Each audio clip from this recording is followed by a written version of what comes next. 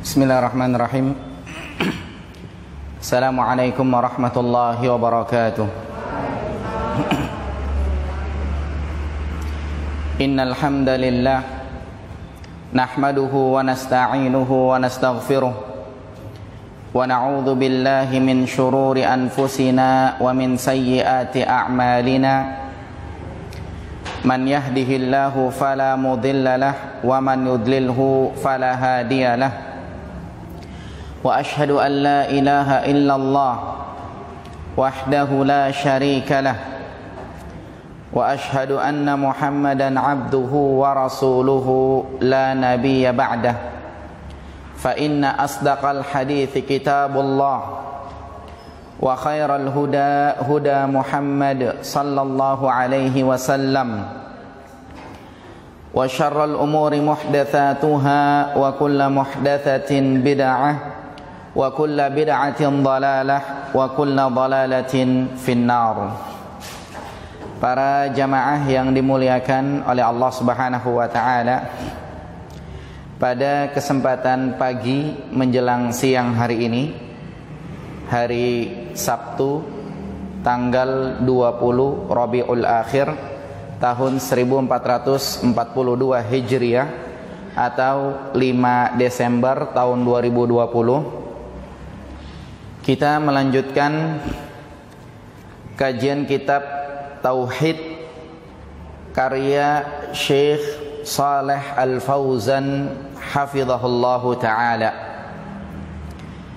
Melanjutkan pertemuan yang sebelumnya, kita masih membahas kitab Tauhid jilid yang pertama,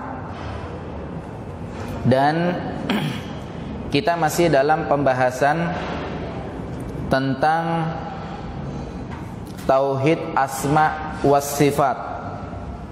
Sebelumnya kita sudah selesai membahas tentang Tauhid Rububiyah, dan kita faham maksud dari Tauhid Rububiyah adalah mengesahkan Allah di dalam perbuatan Allah Subhanahu wa ta'ala. Misalnya Allah yang maha pemberi rizki, berarti kita yakini, kita esakan bahwasanya rezeki yang sampai kepada kita, rezeki yang akan kita terima, itu yang ngatur adalah Allah semata. Kemudian kita yakin Allah Subhanahu wa ta'ala yang maha kuasa, Allah Subhanahu wa ta'ala yang menghidupkan, yang mematikan. Maka ketika seseorang itu lahir, ketika seseorang itu wafat, itu semua adalah merupakan kehendak Allah Subhanahu wa ta'ala. Itu semua adalah perbuatan Allah, itu semua yang menjadikan adalah Allah. Kita esakan, maka itulah yang dikatakan sebagai Tauhid Rububiyah. Kemudian kita sudah bahas tentang Tauhid Uluhiyah. Tauhid Uluhiyah adalah mengesahkan Allah di dalam perbuatan hamba.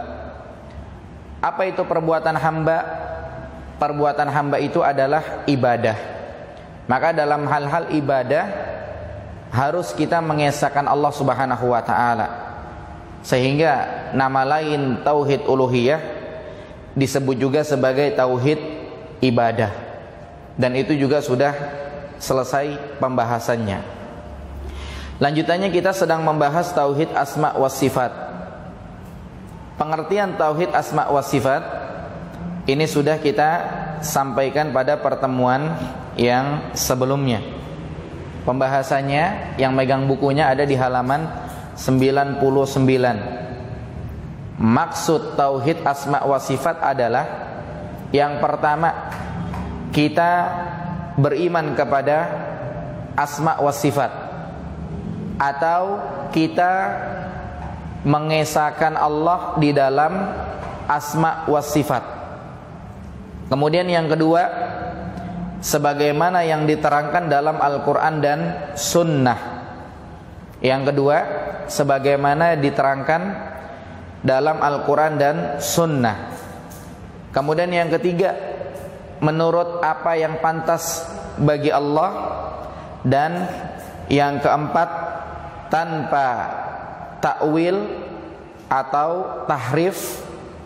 Kemudian tanpa ta'til, tanpa takyif, dan tanpa tamthil. Penjelasannya sudah disampaikan pada pertemuan yang sebelumnya. Kemudian lanjutan pembahasan berikutnya adalah yang ada di halaman 108, yaitu studi tentang sebagian sifat-sifat Allah. Ya, kita mempelajari tentang sebagian, tidak semuanya, tentang sebagian sifat-sifat Allah.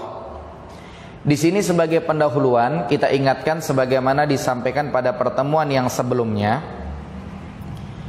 Terkait pembahasan ini, sifat Allah itu ada dua. Yang pertama adalah sifat zatiyah. Yang kedua adalah sifat fi'liyah. Jadi sifat Allah ada dua. Yang pertama sifat zatiyah, dan yang kedua adalah sifat fi'liyah. Apa yang dimaksud dengan sifat zatiyah? Yang dimaksud dengan sifat zatiyah adalah sifat yang senantiasa melekat, ada terus. Kemudian yang kedua, sifat fi'liyah. Fi'il itu artinya perbuatan. Maka ini tergantung perbuatan Allah atau tergantung dengan kehendak Allah Subhanahu wa ta'ala. Jadi diingat, kalau kita ditanya terkait studi tentang sebagian sifat-sifat Allah, maka yang kita ingat dua. Yang pertama ada sifat zatiyah, dan yang kedua ada sifat fi'liyah. Sifat zatiyah ini zat, senantiasa menempel pada Allah, senantiasa terus menerus ada. Adapun sifat fi'liyah ini fi'il, perbuatan, kehendak, tergantung kehendak Allah Subhanahu wa ta'ala. Sebagaimana disampaikan bahwa sifat zatiyah yang senantiasa terus ada pada Allah Subhanahu wa ta'ala seperti sifatnya adalah al-ilmu. Allah itu maha mengetahui, terus menerus demikian. Kemudian as-sam'u, Allah maha mendengar, terus menerus demikian. Kemudian al-basaru, Allah maha melihat, terus menerus demikian. Ini sifatnya. Atau sifat yang lain, Allah punya wajah, Allah punya dua tangan, Allah punya dua mata. Ini zatiyah, terus menerus ada pada Allah Subhanahu wa ta'ala. Berbeda dengan sifat fi'liyah. Ini tergantung kehendak Allah. Ya, sifat fi'liyah tergantung kehendak Allah, tergantung perbuatan Allah. Seperti Allah bersemayam di atas arasy, maka ini tergantung kehendak Allah. Kemudian Allah turun di sepertiga malam terakhir ke langit dunia, ini juga tergantung kehendak Allah. Kemudian nanti Allah datang pada hari kiamat, itu juga tergantung kehendak Allah. Kemarin sudah dibahas sebagian dari halaman 109 terkait sifat al-qudrah, Allah berkuasa. Ini zatiyah atau fi'liyah? Jawabannya zatiyah, karena menempel terus, Allah berkuasa terus. Kemudian yang kedua sudah dibahas di halaman 111, yaitu iradah, kehendak. Ya, iradah. Iradah ini zatiyah atau fi'liyah? Iradah adalah zatiyah fi'liyah. Ya, secara zat Allah terus menerus punya kehendak. Secara fi'il Allah kadang-kadang berkehendak ini, kadang-kadang berkehendak itu, dan seterusnya. Kemudian di halaman 112, sifat Allah adalah al-ilmu. Allah itu berilmu terus, makanya ini adalah sifat zatiyah. Kemudian di halaman 115, sifat Allah adalah al-hayah, hidup. Allah hidup terus.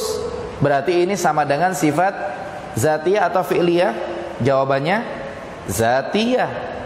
Kemudian di halaman 116, as-sama', Allah maha mendengar. Kemudian al-basar, Allah maha melihat. Ini zatiyah atau fi'liyah? Jawabannya zatiyah, karena terus menerus Allah itu maha mendengar, terus menerus Allah itu maha melihat. Kemudian yang berikutnya al-kalam, Allah itu berbicara. Zatiyah atau fi'liyah? Zatiyah, fi'liyah. Allah bisa ngomong terus, akan tapi di satu sisi Allah berbicara tergantung dengan kehendak Allah Subhanahu wa taala. Makanya zatiyah, fi'liyah. Kemudian bersemayam di atas arsy, istiwa di halaman 120. Ini termasuk zatiyah atau fi'liyah? Termasuk fi'liyah. Dan seterusnya di halaman 123, al-ulu, Allah maha tinggi. Al-fauqiyah, Allah di atas. Ini otomatis zatiyah, karena Allah maha tinggi terus. Kemudian Allah di atas terus. Ya, Allah di atas terus, karena itu merupakan sifat kesempurnaan. Dan pembahasan yang terakhir kemarin adalah al-ma'iyah di halaman 125, dan al-hub juga ar-ridha di halaman 127. Lanjutannya di halaman 128, Allah punya sifat as-sukhtu, murka. Allah punya sifat al-karahiyah, benci. Makruh artinya benci. Maka sebagaimana Allah mencintai hambanya yang beriman, Allah juga ridho kepada mereka. Sebaliknya Allah juga murka kepada orang-orang kafir dan orang-orang munafik. Allah benci perbuatan mereka. Maka Allah punya sifat demikian.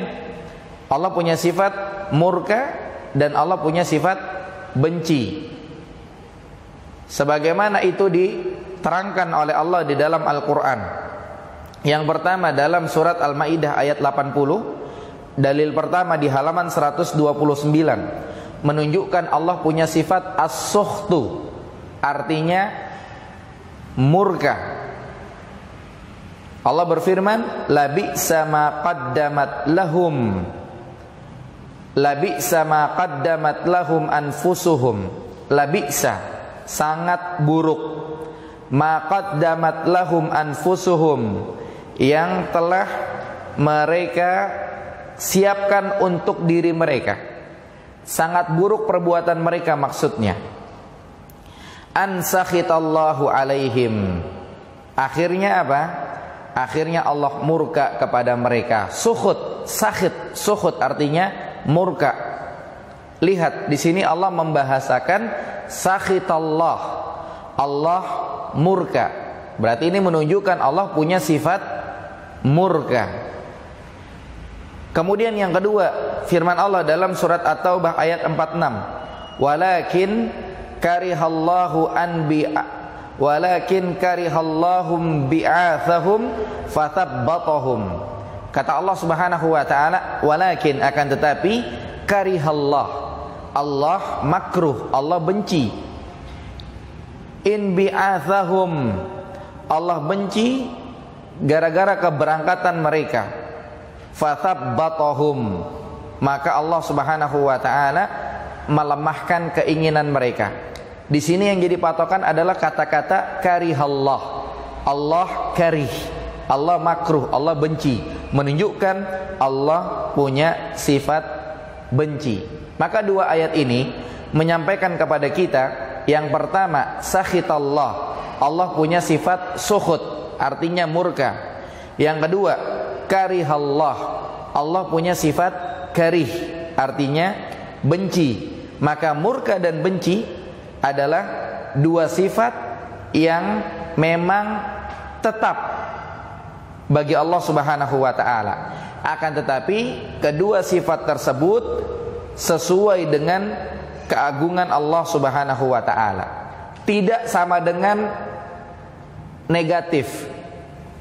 Karena Allah punya sifat murka dan benci. Tidak.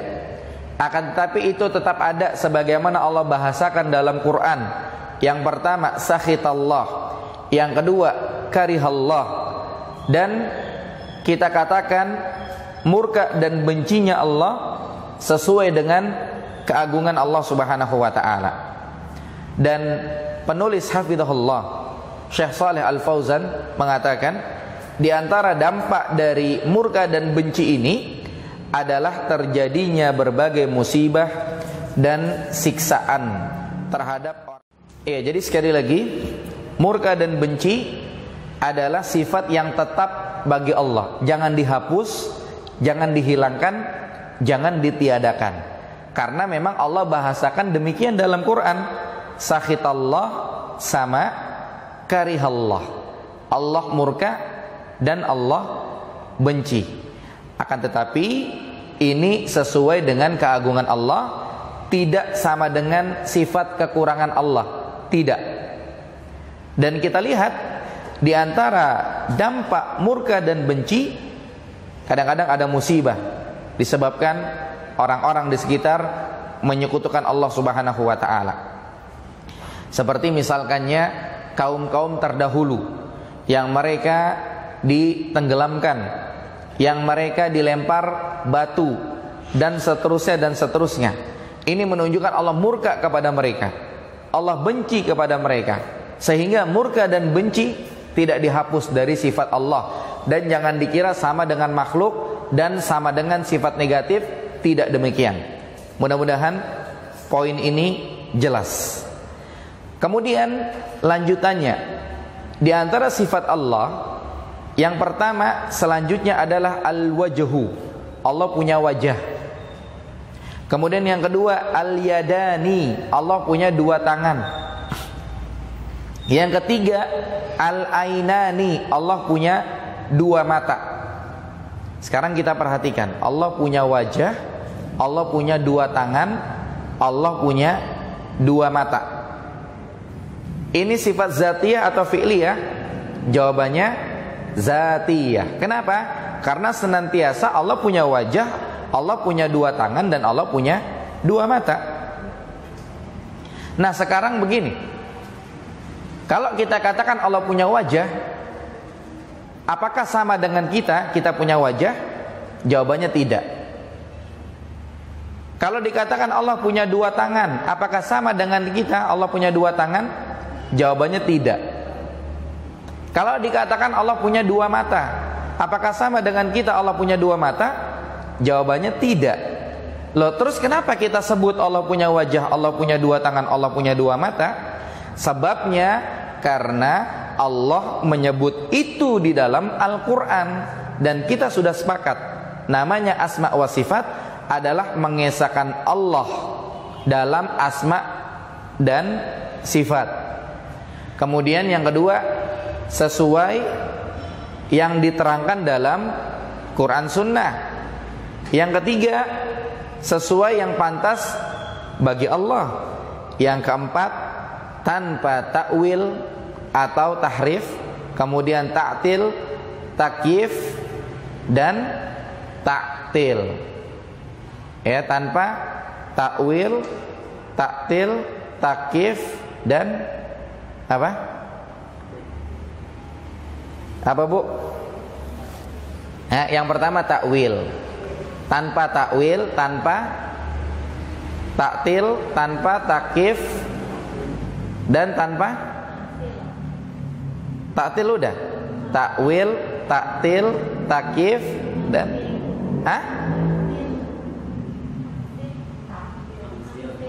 tamsil. Ya, itu diingat. Itu diingat. Ya, sekali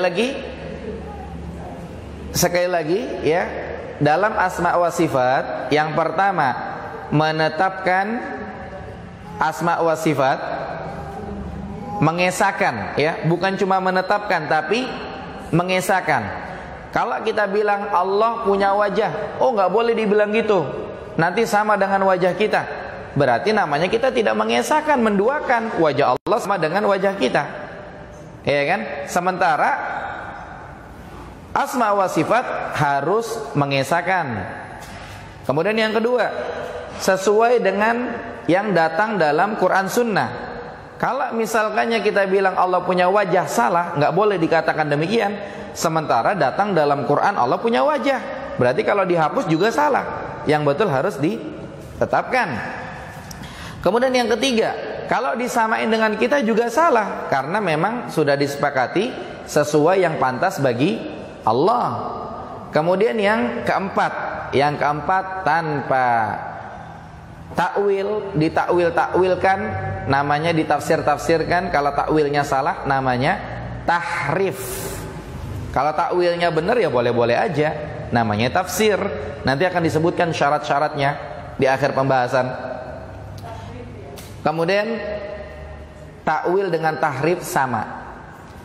Sekarang gini, takwil itu bahasa diplomatis. Kalau takwilnya benar namanya tafsir. Tapi kalau takwilnya kagak benar namanya tahrif. Cuma mereka kagak mau bilang tahrif. Kalau bilang tahrif udah kagak enak didengarnya, bakal ketahuan salahnya. Makanya mereka membahasakannya di takwil. Itu jelas insyaallah ya. Kemudian yang kedua tanpa takyif, tanya bagaimana. Bagaimana sih?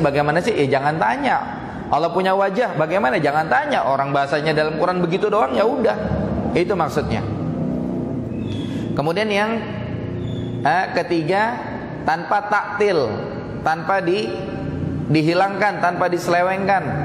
Kemudian yang keempat tanpa tamsil, disama-samakan, tidak boleh.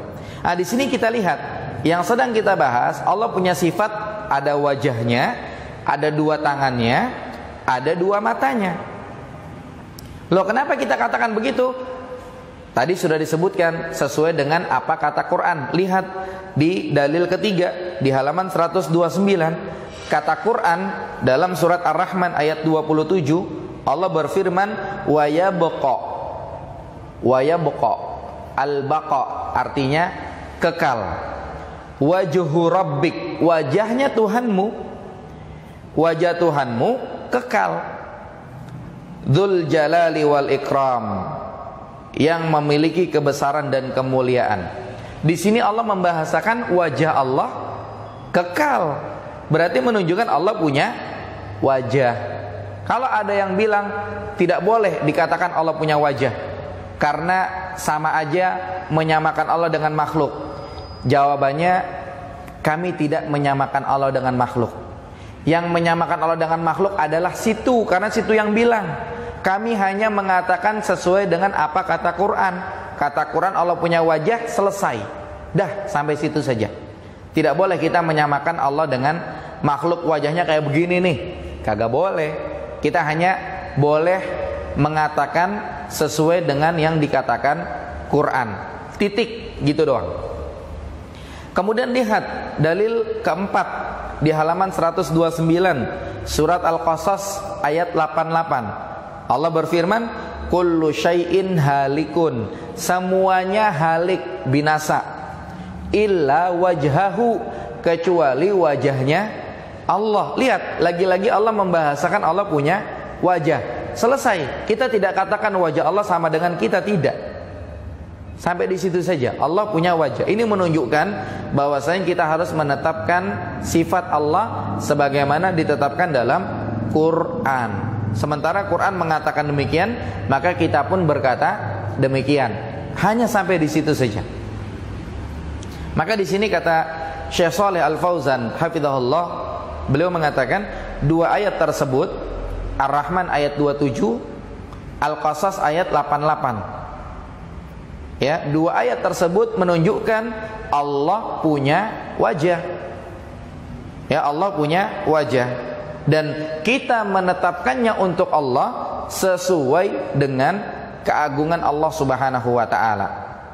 Sebagaimana Allah menetapkan itu, maka kita menetapkan demikian. Allah hanya membahasakan Allah punya wajah, selesai. kita cukup membahasakan Allah punya wajah. Jangan kita tambahin. Nggak boleh dibilang begitu, sama aja Allah kayak makhluk karena makhluk punya wajah. Jangan. Nanti kalau ditambahin ke arah situ, yang ada jadinya salah. Ini dalil menunjukkan bahwa Allah punya wajah. Kita masih punya PR 2 lagi. Yang pertama, Allah punya wajah sudah selesai. Yang kedua, Allah punya kedua tangan. Dan yang ketiga, Allah punya kedua mata. Lihat, yang kedua, Allah punya kedua tangan. Di halaman 130. Ini ditekankan dalam Quran surat Al-Maidah ayat 64. Menunjukkan Allah punya dua tangan. Allah berfirman, bal yadahu mabsutotani yunfiqu kaifa yasha. Bal yadahu, bahkan kedua tangan Allah. Yang belajar bahasa Arab, tangan bahasa Arabnya apa? Yadun. Kemudian kalau dua tangan, yadani. Nah, di sini yada, dua tangan, ya kan? Menunjukkan Allah punya dua tangan. Mabsutotan, dua tangan Allah itu terbuka. Yunfiqu, Allah memberikan infak, Allah memberikan nafkah, Allah ngasih rezeki maksudnya. Kaifa yasha, bagaimana Allah suka. Yang dibikin kaya ya kaya, yang dibikin kagak kaya ya kagak kaya. Jadi Allah ngasih rezeki bagaimana Allah suka. Kagak ngaruh sama kualitas ibadah seseorang. Dalam artian apa? Dalam artian orang kalau udah sholat 5 waktu, dia udah bagus menjaga sholat, kemudian Allah coba rezekinya seret, jangan dikaitkan sama sholatnya, sehingga dia berkata, gue udah sholat bagus tapi rezeki masih gini-gini aja, udah kagak mau sholat lagi. Ini kagak boleh dan ini kagak bener. Walaupun memang kadang-kadang rezeki berefek ke kualitas ibadah seseorang. Dalam artian apa? Dalam artian dia orang ibadahnya mungkin malas dan seterusnya. Akhirnya Allah uji, rezekinya diseretin. Kemudian ada orang yang soleh, Masya Allah, kemudian Allah uji, rezekinya digampangin dan seterusnya. Jadi istilahnya kalimat yang pertama dan yang kedua berbeda maksudnya. Ya. Jadi akan tetapi di sini kita ingin menyampaikan bahwa Allah punya dua tangan. Allah membahasakan dalam Quran surat Al-Maidah ayat 64, bal yadahu mabsutotan. Kedua tangan Allah terbuka. Allah bilang Allah punya dua tangan. Kemudian dalam surat Sad ayat 75 Allah berfirman, ma mana'aka antas juda lima khalaqtu biyadayya. Allah berfirman kepada iblis, ma mana'aka, apa yang menghalangimu antas juda untuk melakukan sujud lima khalaqtu biyadayya, kepada yang sudah aku ciptakan dengan kedua tanganku. Allah mengatakan demikian. Allah perintahkan agar malaikat iblis sujud kepada Adam. Sujud di sini bukan kayak kita sujud kepada Allah, tidak. Ketika mereka melakukan apa yang Allah perintahkan, sujud kepada Adam sama dengan mereka melakukan perintah Allah, bukan mereka nyembah Adam, bukan. Nah di sini iblis kagak mau. Makanya Allah mengatakan, ma mana'aka antas juda lima khalaqtu biyadaya. Kenapa engkau kagak mau untuk bersujud ke makhluk yang aku ciptakan dengan kedua tanganku? Allah membahasakan biyadaya, kedua tanganku. Berarti ini menunjukkan Allah punya dua tangan. Yang bilang siapa? Yang bilang Allah sendiri, ya kan? Jangan kita katakan Allah nggak punya dua tangan. Maksudnya dua tangan Allah adalah ini dan seterusnya, ditakwil-takwilin seperti itu, dirobah, ditahrif. Ini tidak benar. Sementara Allah sendiri bilang Allah punya dua tangan, ngapain kita takwil-takwilin? Ngapain kita tahrif-tahrifin? Ngapain kita robah? Nah, ini tidak benar. Makanya yang benar bagaimana? Kita mengatakan sebagaimana Al-Quran berkata. Allah punya dua tangan, selesai. Makanya Al-Maidah ayat 64 kemudian Shad ayat 75 menetapkan Allah punya 2 tangan. Selesai. Kemudian selanjutnya Allah punya 2 mata. Allah punya 2 mata. Yang menetapkan perkara ini adalah Allah sendiri. Dalam Quran surat At-Tur ayat 48, dalil ketiga di halaman 130, Allah berfirman, fa innaka bi'ayunina. Ya, fa innaka, sesungguhnya engkau itu bi'ayunina, berada di kedua mata kami, maksudnya dalam pandangan kami. Engkau itu dalam penglihatan kami. A'yun. A'yun artinya apa artinya a'yun?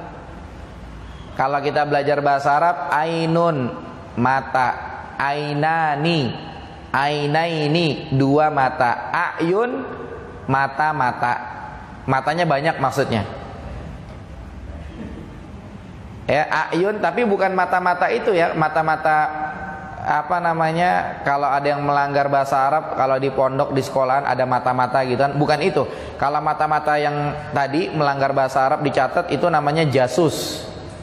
Dalam bahasa Arab jasus. Tapi ayun artinya kalau matanya banyak, artinya ayun. Akan tetapi walaupun kata-katanya ayun, maksudnya tetap totalnya ada berapa matanya? Totalnya tetap ada 2. Sekarang ainun artinya mata. Kalau 2 mata, ainani atau ainaini. Sekarang kalau kita dengar qurratu ainani, qurratu ainaini atau qurratu ayun, qurratu ayun, tetap artinya 2 mata. Itu maksudnya. Tapi Allah di sini membahasakannya dengan kata-kata jamak, ayun. Walaupun kata-katanya jamak, tapi maknanya tetap jumlahnya ada 2. Kemudian dalam surat Al-Qamar ayat 14, Allah berfirman, tajri bi'ayunina. Dia berlayar dengan pengawasan kami, dengan pemeliharaan kami, dengan mata kami. Allah membahasakan Allah punya mata. Ya kan? Allah punya mata di sini. Bahasanya ayun artinya penglihatan, pemeliharaan dan seterusnya. Kemudian dalam surat Thaha ayat 39, Allah berfirman, walitusna'u ala aini. Walitusna'a ala aini. Dan supaya kamu diasuh di bawah pengawasanku, ala aini. Lihat di sini aini, mata. Ainun artinya 1 mata. Ainani artinya 2 mata. Walaupun di sini bahasanya 1, ainun, aini, kitabun, kitabi, masjidun, masjidi, tapi tetap maksudnya adalah matanya ada berapa? 2. Maksudnya tetap matanya ada 2. Jadi di 2 ayat, At-Tur ayat 48 dan Al-Qamar ayat 14, Allah membahasakan dengan kata-kata jamak, ayun. Kemudian dalam surat Thaha ayat 39 Allah membahasakan dengan kata-kata mufrad, ainun, aini. Tapi tetap maksudnya jumlah matanya adalah 2. Allah memiliki 2 mata. Karena dalam bahasa Arab ketentuannya demikian. Lihat di halaman 131. Seperti dalam As-Sunnah disebutkan ya tentang Dajjal. Rasulullah SAW bersabda dalam hadis riwayat Bukhari dan Muslim, innahu a'war. Innahu a'war. Dajjal itu a'war. A'war itu jamak. Mufradnya aur. Mufradnya aur, tapi dibilangnya a'war. Kayak ainun, ain, mata. Tapi jamaknya a'yun. Kalau di sini aur jamaknya a'war. Innahu a'war. Ya, Dajjal itu a'war. Matanya buta sebelah atau matanya picek. Pice sama picek beda apa sama? Iya, begitulah. Ya, di sini bahasanya Allah, bahasanya Nabi sallallahu alaihi wasallam a'war, kata-kata jamak. Kemudian lihat lanjutannya, Nabi mengatakan wa inna rabbakum laisa bi'awar. Tuhan kalian itu kagak a'war. Tuhan kalian kagak picek, matanya kagak buta sebelah, tapi Dajjal buta sebelah. Lihat di sini, ngomongnya a'war, tapi maksudnya adalah satu. Ya, tapi di sini yang kita fokus, adalah menunjukkan Allah punya dua mata sebagaimana dalil-dalil yang tadi. Makanya di sini dikatakan ini jelas bahwa maksudnya bukanlah menetapkan satu mata, karena mata yang sebelah jelas cacat atau buta. Maha suci dari hal yang demikian, maha suci Allah. Maka dalam ayat-ayat dan hadis tersebut terdapat penetapan terhadap dua mata bagi Allah, sesuai dengan apa yang pantas bagi keagungan Allah, sebagaimana sifat-sifat yang lain pun sama demikian. Ya, makanya Allah punya dua mata, jangan ditakwilin, jangan dirobah, tetapkan saja demikian, karena Allah mengatakan demikian, dan tanpa disama-samain dengan makhluk, tanpa ditanya bagaimana, tanpa diselewengkan kemana-mana, tanpa dirobah. Tetap kita katakan Allah punya dua mata sesuai dengan keagungan Allah, titik, selesai. Kemudian yang berikutnya, ternyata Allah juga punya sifat ajib, heran. Ya, Allah punya sifat heran. Sifat heran ini itu ada pada Allah Subhanahu wa taala. Akan tetapi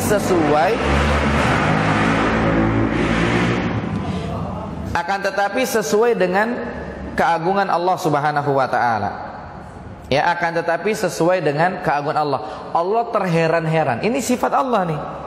Ya, sebagaimana itu ada dalam dalil yang jelas. Rasulullah SAW bersabda, ya, ajiba rabbuna, Tuhan kami terheran-heran, kata Rasulullah SAW. Terheran-heran dari apa? Min qunuti ibadihi, dari keputusasaan hambanya. Jadi kalau ada seorang hamba yang putus asa, Allah ini heran sama dia. Wa qurbi ghiyarihi, sementara kemungkinan perubahannya itu dekat. Ada orang dagang, mungkin pandangan dia kok rugi lagi, kagak laku lagi. Akhirnya dia putus asa, berhenti dagang. Sementara kalau dia dagang terus, masih ada kemungkinan untung. Dan nggak tahu kan pedagang itu bisa sukses, bisa berhasil. Saya kemarin ketemu salah seorang pedagang usaha online. Dia dagang baju. Tapi bajunya itu baju mahal palahan. Dia dagang baju murah, gagal dia. Jadi baju mahal dalam artian modalnya, misalkannya modalnya 10.000, itu baju dijualnya 30.000. Kalau baju itu dijualnya 20.000, disalahin, harus 30.000. Nah, dia usaha dari nol. Ya, dia usaha dari nol. Sekarang usahanya sudah berkembang, Masya Allah. Informasinya dia punya 180 agen.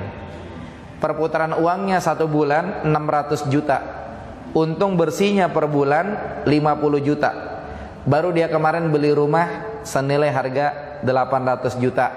Dicicil 2 kali, dibayar 2 kali. Pertama dia bayar 400 juta, yang kedua dia bayar 400 juta. Kita nggak nyangka bisa seperti itu. Tapi ada orang-orang yang putus asa. Ada orang-orang yang Masya Allah dia ulet dalam usahanya, berhasil, sukses. Ada orang yang putus asa. Yang putus asa ini Allah heran sama dia. Dalam riwayat yang lain dibahasakan, Nabi mengatakan dohika rabbuna, Tuhan kami ketawa ngelihat hamba yang putus asa. Padahal kemungkinan perubahannya itu dekat gitu. Kalau dia terus semangat, kayak orang baru belajar nih, baru belajar duduk di majelis taklim, ya ribet amat ya, kagak ngerti-ngerti.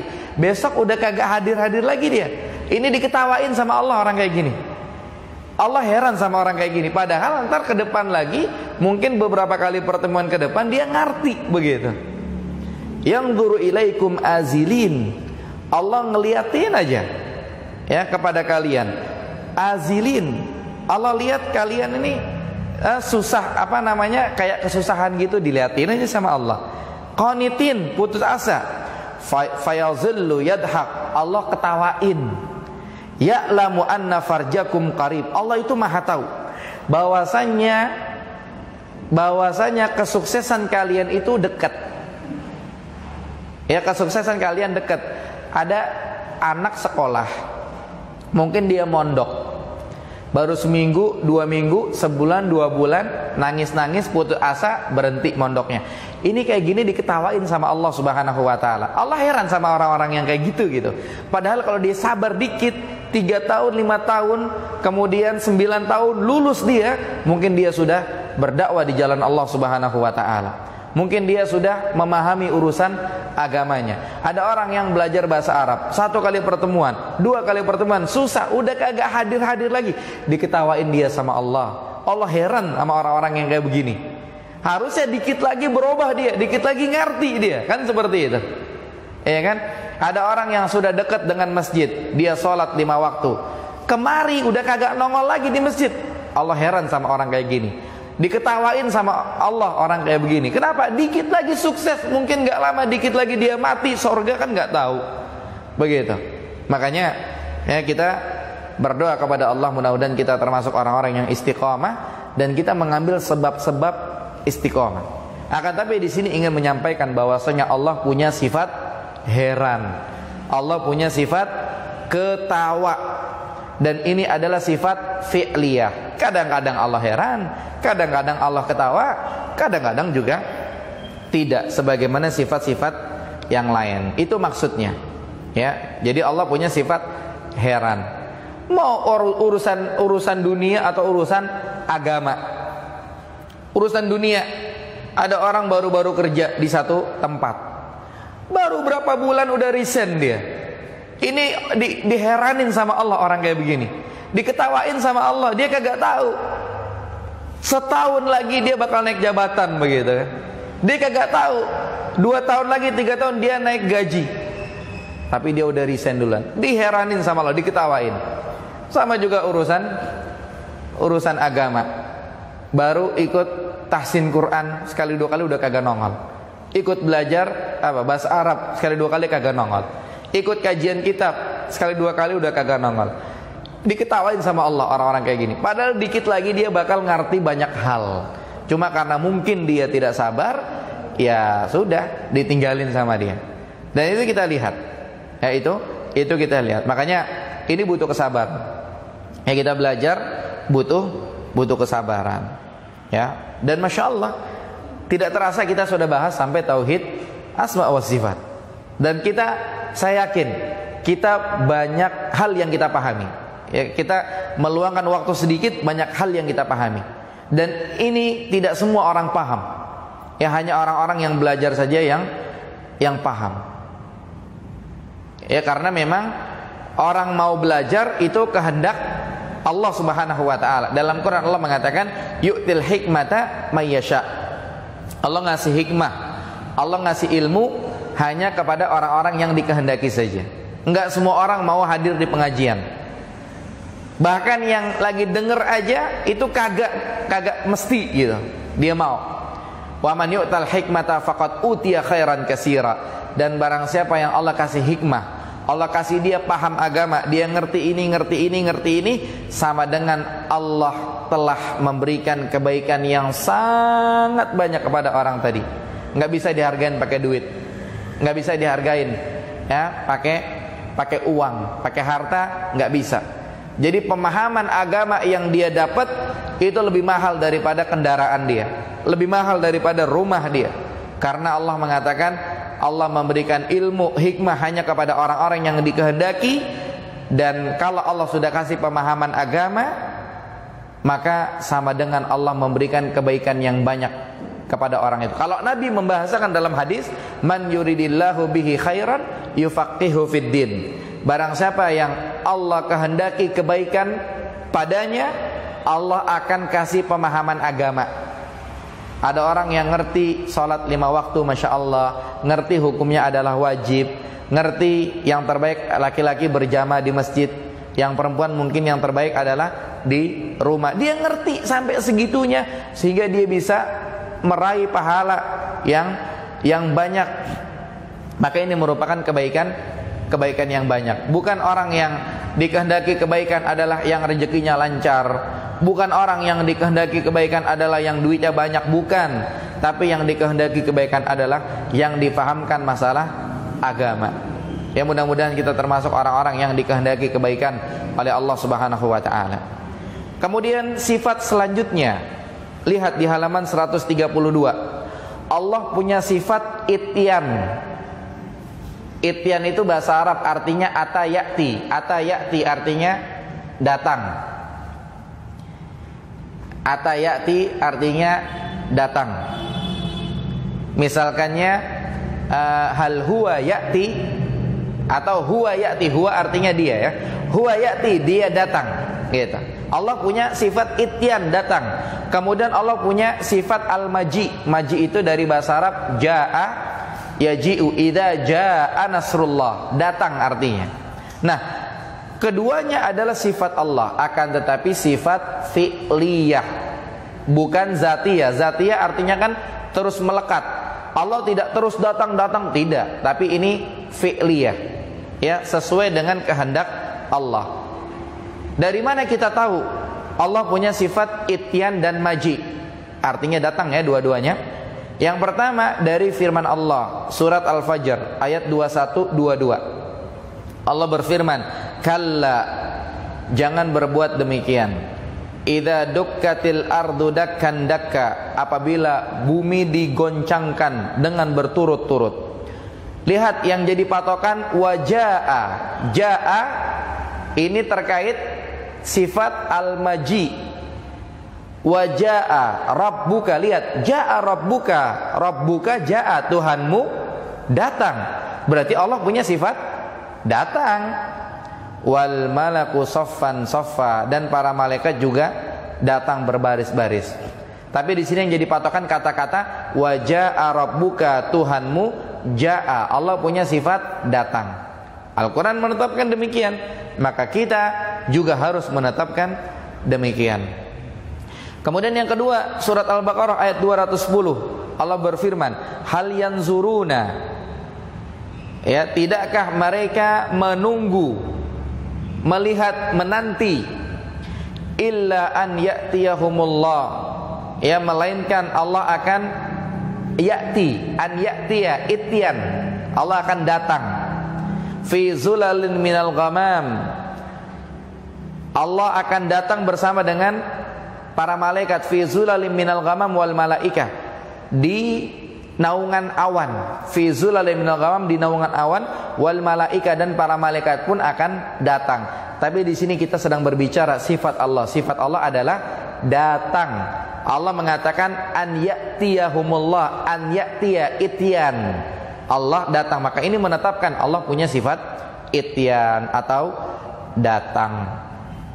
Kemudian yang berikutnya surat Al-An'am ayat 158. Allah berfirman, hal yanzuruna illa an ta'tiya, ta'tiya ityan lagi nih. Illa an ta'tiyahumul malaikatu au ya'tiya rabbuk, ya'ti. Lihat, ya'ti ityan, ya'ti rabbuk, Allah datang. Ya, yang mereka nanti tidak lain hanyalah kedatangan malaikat dan kedatangan Allah Subhanahu wa taala. Allah punya sifat datang, maka itu kita tetapkan sifat ityan dan sifat maji. Allah punya sifat datang, dan kita tetapkan secara hakikat beneran Allah bakal datang. Untuk apa Allah datang? Untuk memutuskan hukum antara hamba-hambanya nanti pada hari kiamat. Akan tetapi datangnya Allah sesuai dengan keagungan Allah Subhanahu wa taala. Bukan seperti hakim datang jalan kaki begitu kita lihat, bukan. Jadi sifat datang tidak sama seperti dengan sifatnya makhluk. Allah datang itu tidak sama seperti dengan sifatnya makhluk. Walaupun bahasanya sama, akan tetapi hakikatnya berbeda. Allah datang sesuai dengan kehendak Allah Subhanahu wa taala. Ya, mudah-mudahan bisa dipahami. Ya, yang tidak dipahami ditandain, nanti bisa ditanyakan di akhir. Kemudian yang berikutnya, Allah punya sifat al-farah. Allah itu bahagia, gembira. Allah punya sifat bahagia, Allah punya sifat gembira. Makhluk punya sifat itu atau tidak? Punya, akan tapi pastinya berbeda sifatnya makhluk dengan sifatnya Allah Subhanahu wa taala. Ya, Allah punya sifat bahagia. Ini juga merupakan salah satu sifat fi'liyah, dan bahagianya Allah sesuai dengan keagungan Allah Subhanahu wa taala. Tahu dari mana kita Allah punya sifat bahagia? Tahu dari Rasulullah sallallahu alaihi wasallam, dan kita menetapkan asma wa sifat sesuai dengan Quran dan sunnah. Dalam sunnah Rasulullah SAW menyebutkan, menunjukkan bahwasannya Allah itu bahagia. Dalam hadis Bukhari Muslim, Rasulullah SAW bersabda di halaman 133, Lallahu asyaddu farahan, Allah sangat-sangat bahagia. Bahasa kita, Allah bakalan kelewat bahagia bitaubati abdihi min ahadikum birahilati. Allah sangat-sangat bahagia. Allah bakalan kelewat bahagia kapan? Dengan taubat hambanya.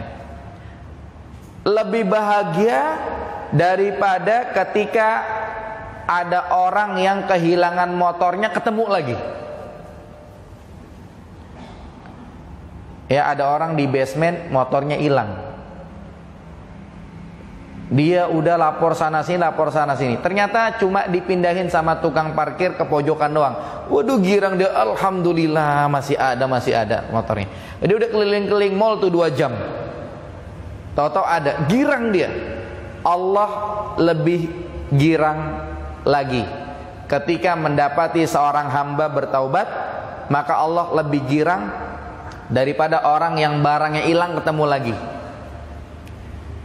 Ada ibu-ibu dompetnya hilang. Dalam dompet ada dolar 100-an, ada 20 lembar.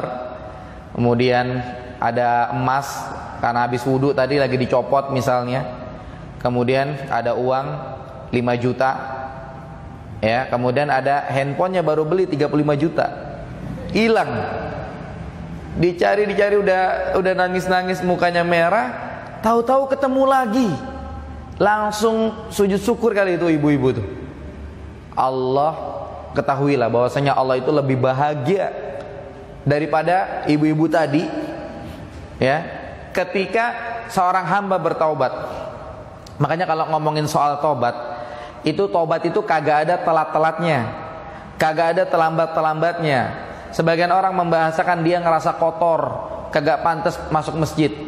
Sebagian orang membahasakan dia ngerasa kotor, kagak pantas jilbaban, dia masih kotor katanya. Ketahuilah, ketika dia bertaubat, Allah sangat berbahagia. Ya, Allah sangat berbahagia. Ini menunjukkan berdasarkan hadis ini Allah punya sifat al-farah atau bahagia. Dalam hadis yang lain, ahlan wa sahlan. Dalam hadis yang lain, Rasulullah SAW menceritakan ada orang di tengah padang pasir, ontanya hilang. Barang-barang dia ada di atas onta. Mungkin kalau kita ingin bahasakan, handphonenya ada di atas onta, dolarnya, rupiahnya, duitnya, emasnya, semua-muanya, makanan minuman di atas onta. Ibaratnya begitulah. Di tengah padang pasir, kagak ada siapa-siapa. Dia udah nangis-nangis, udah pasrah aja, mati aja deh. Akhirnya dia tiduran di bawah pohon, ontanya hilang di bawah pohon yang tadi. Dia balik lagi, udah nyari-nyari, balik ke bawah pohon yang sama. Dia tiduran, dia melek onta depan mata. Onta depan mata. Dia saking girangnya, dia bilang apa? Ya Allah, ana Rob, anta abdun. Saking girangnya kebalik dia. Allah lebih girang lagi daripada itu ketika ngelihat hambanya bertaubat, Makanya jangan ngerasa kotor. Yang laki-laki jangan ngerasa kotor. Kalau mau duduk di majelis taklim duduk. Kalau mau masuk masjid masuk, sholat 5 waktu. Yang perempuan jangan ngerasa kotor. Kalau mau belajar taklim datang. Kalau mau jilbaban udah tutup rapat. Yang mau cadaran juga boleh. Jangan ngerasa kotor, karena Allah sangat-sangat berbahagia dengan taubat hambanya. Tapi poin kita ingin menyampaikan bahwasanya Allah punya sifat bahagia. Ya, Allah punya sifat bahagia.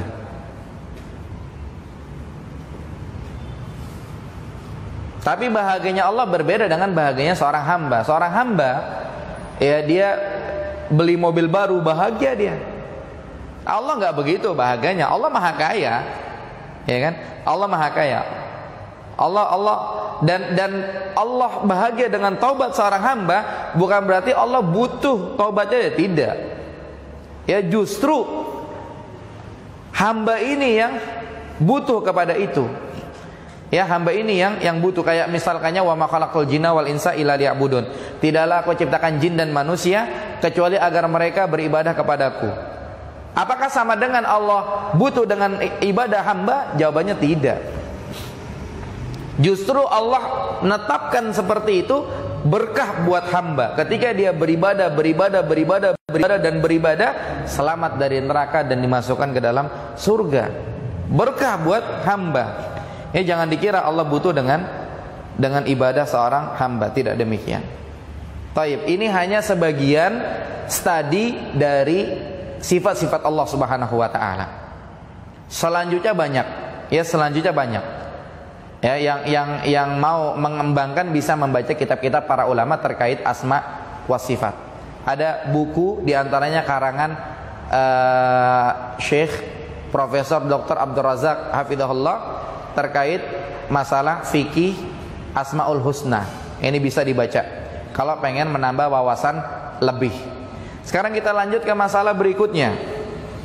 Masalah berikutnya, masalah yang ada di halaman 133. Tentang pendapat-pendapat golongan sesat. Ya, ada golongan-golongan sesat, mereka punya pendapat tentang sifat-sifat Allah. Nah, kita akan beberkan pendapat-pendapatnya sekalian bantahannya.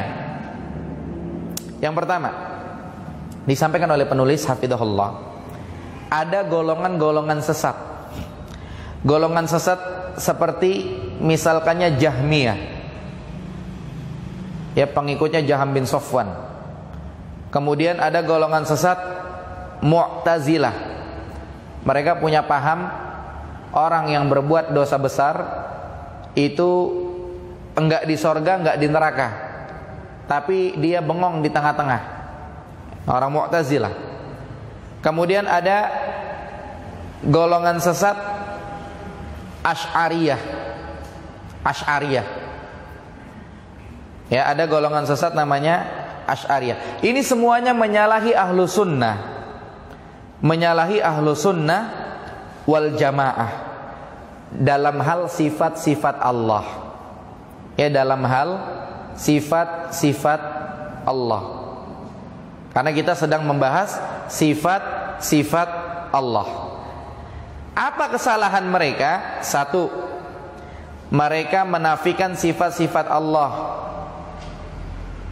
Mereka menafikan sifat-sifat Allah. Allah punya sifat, Allah punya wajah, sama mereka dinafikan. Allah punya sifat, Allah bersemayam di atas arsy, Allah istiwa, sama mereka dinafikan. Sehingga ditakwilkan yang benar begini dan seterusnya. Bahkan mereka secara terang-terangan mengatakan Allah istiwa di atas arsy. Ini tidak benar, ini butuh ditakwil. Mereka terang-terangan berkata demikian. Atau mungkin mereka juga yang kedua, bisa jadi mereka menafikan banyak sekali dari sifat-sifat itu. Kemudian yang ketiga, mereka menakwilkan nas-nas yang telah menetapkannya.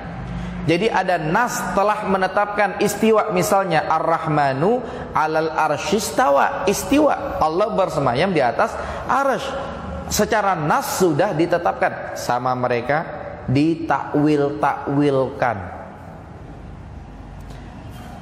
dengan takwil yang batil. Karena kalau ahlu sunnah wal jamaah mentakwil, takwilnya sahih, tapi nggak semua, harus ada pendukung, kan seperti itu. Nah, syubhat mereka atau yang bikin mereka ragu, yang bikin mereka rancu, kenapa mereka melakukan itu, gara-garanya adalah mereka mengira kalau misalkannya ditetapkan demikian, nanti akan menimbulkan tasbih atau penyerupaan Allah dengan makhluk. Allah bersemayam di atas arsy. Wah, jangan-jangan ntar kayak makhluk, kan nggak enak didengarnya. Takwil, butuh takwil begitu. Itu syubhat mereka yang bikin mereka mentakwil, gara-garanya itu. Allah turun ke langit dunia di setiap sepertiga malam terakhir. Waduh, malam kagak habis-habis nih. Ntar gimana caranya Allah nggak naik-naik berarti? Akhirnya mereka mentakwil. Itu yang bikin mereka mentakwil. Ya, oleh karena sifat-sifat ini juga terdapat pada makhluk, maka mereka jadi bingung kalau menetapkannya. Jangan-jangan sama aja kita nyamain Allah dengan makhluk nih. Akhirnya mereka takwil. Ya, mereka takwil. Bahkan sebagian mereka menafikan, menghapus atau mentakwil dari zohirnya. Secara zohir dikatakan oleh Nabi SAW, Allah turun ke langit dunia di sepertiga malam terakhir. Secara zohir kan begitu. Sama mereka ditakwil. Atau mereka menyerahkan maknanya kepada Allah. Mereka menyerahkan maknanya kepada Allah. Dalam artian apa? Mereka tidak mau menetapkan. Ya, mereka tidak mau menetapkan. Sama mereka dinafikan. Oh, pokoknya ini nggak ada. Yang tahu cuma Allah saja. Anda bukan Allah, Anda tidak tahu. Jadi menetapkan kagak, menafikan iya. Tapi bahasanya keren, Anda tidak tahu, yang tahu kan Allah. Kenapa Anda katakan Allah turun ke? Siapa yang mengatakan demikian? Yang mengatakan adalah Rasulullah. Sementara kita hanya mengimani sifat-sifat Allah sesuai apa kata Allah dalam Quran atau apa kata Nabi dalam sunnah, dalam hadis. Itu mazhab mereka. Ya, berarti kita udah tahu ya. Kita udah tahu pendapat golongan sesat tentang asma wa sifat. Mereka punya pendapat ketakutan kayak nyamain Allah dengan makhluk, sehingga mereka nafikan, sehingga perlu ditakwil. Itu mereka punya pendapat. Ini syubhat mereka, ketakutan nyamain Allah dengan makhluk. Ya, ketakutan nyamain Allah dengan makhluk, makanya sama mereka dihapus. Nah, sekarang kita akan pelajari bantahannya satu persatu nih. Yang pertama di halaman 134. Kita bantah mereka. Mereka mentakwil, mereka menafikan karena ketakutan nyamain Allah dengan makhluk. Dan memang kagak boleh nyamain Allah dengan makhluk. Cuma memang itu syubhat mereka, ketakutannya di situ gitu. Makanya sama mereka sifat-sifat Allah ditakwil. Sama mereka sifat-sifat Allah dirobah, dinafikan, dan itu berbahaya, tidak boleh, gitu kan? Nah, sekarang kita bantah nih. Yang pertama, kita katakan kepada mereka, ya wahai orang-orang yang gagal paham dalam sifat-sifat Allah, ketahuilah bahwasanya sifat-sifat ini datangnya dari Quran Sunnah. Sifat-sifat ini ditetapkan dalam Quran Sunnah. Mutawatir artinya riwayatnya banyak. Sementara kita disuruh ngikutin Quran Sunnah. Ngapain ditakwil-takwilin, kan gitu? Ngapain dirobah, ngapain diganti, ngapain dinafikan, ngapain dihapus? Ini sifat yang menetapkan Quran Sunnah. Kita diperintahkan ngikutin Quran Sunnah. Makanya nggak boleh melakukan seperti yang mereka lakukan. Kita harus menetapkan kayak Quran Sunnah menetapkan. Selesai. Ini bantahan yang pertama. Kenapa kita harus ngikutin Quran Sunnah? Karena Allah berfirman dalam surat Al-A'raf ayat 3, ittabi'u ma unzila ilaikum min rabbikum, kata Allah, ikutilah apa yang telah Allah turunkan kepada kalian. Disuruh ikutin. Allah nurunkan, Allah ngasih tahu Allah punya wajah. Allah menurunkan, Allah ngasih tahu Allah punya dua tangan. Allah menurunkan, Allah ngasih tahu Allah punya mata. Allah menurunkan, Allah ngasih tahu Allah bersemayam di atas arsy. Ngapain dirobah-robah begitu kan? Udah kita ngikutin aja apa kata Quran, apa kata Sunnah. Loh, nanti kita nyamain Allah dengan makhluk. Quran Sunnah nggak bilang kayak begitu. Yang bilang dia, ngapain dia nyamain? Kan begitu. Kemudian juga Nabi SAW mengatakan dalam hadis riwayat Abu Dawud, Tirmidzi, dan ini hadis hasan sahih. Nabi bersabda, alaikum bisunnati, kalian harus berpegang teguh dengan sunnahku. Sunnah Nabi apa? Sunnah Nabi mengatakan Allah turun ke langit dunia di sepertiga malam terakhir. Udah pegang aja. Loh, nanti Allah nggak naik-naik ke langit. Itu pikiran sampean kan gitu. Pikiran situ, kita kagak pikir kayak begitu. Kita cuma mengimani apa kata Nabi. Nabi mengatakan alaikum bisunnati, kalian harus berpegang dengan sunnahku. Dalam sunnah Nabi menyebut demikian, udah kita percaya aja. Wa sunnatil khulafa'ir rasyidin min ba'di, dan kalian harus berpegang dengan sunnahnya khulafa'ur rasyidin setelah aku. Ya kan? Kalian harus berpegang. Bagaimana Allah istiwa di atas arsy? Para sahabat kagak pernah nanya, ikutin mereka, ngapain situ nanya? Makanya Imam Malik rahimahullah ketika datang seseorang kemudian berkata, ya Imam Malik, Ar-Rahmanu 'alal arsy istawa, Allah bersemayam di atas arsy. Kaifal istiwa, bagaimana istiwanya Allah? Maka Imam Malik mengatakan al-istiwa ma'lum atau al-istiwa majhul. Istiwanya Allah itu kita udah paham semua, atau istiwanya Allah ini yang tahu cuma Allah. Jadi kalau dikatakan al-istiwa ma'lum, istiwa itu sudah diketahui, artinya orang udah ngerti, udah istiwa udah selesai gitu. Nggak usah disama-samain dengan makhluk. Atau al-istiwa majhul dalam artian istiwanya Allah kita kagak tahu, ngapain nanya begitu. Kemudian atau al-istiwa ma'lum wal kaifu majhul, kata-kata istiwa sudah diketahui, wal kaifu majhul, bagaimananya wallahu alam kita kagak tahu. Kata-kata istiwa dari dulu udah diketahui, bagaimananya majhul, wallahu alam kita kagak tahu.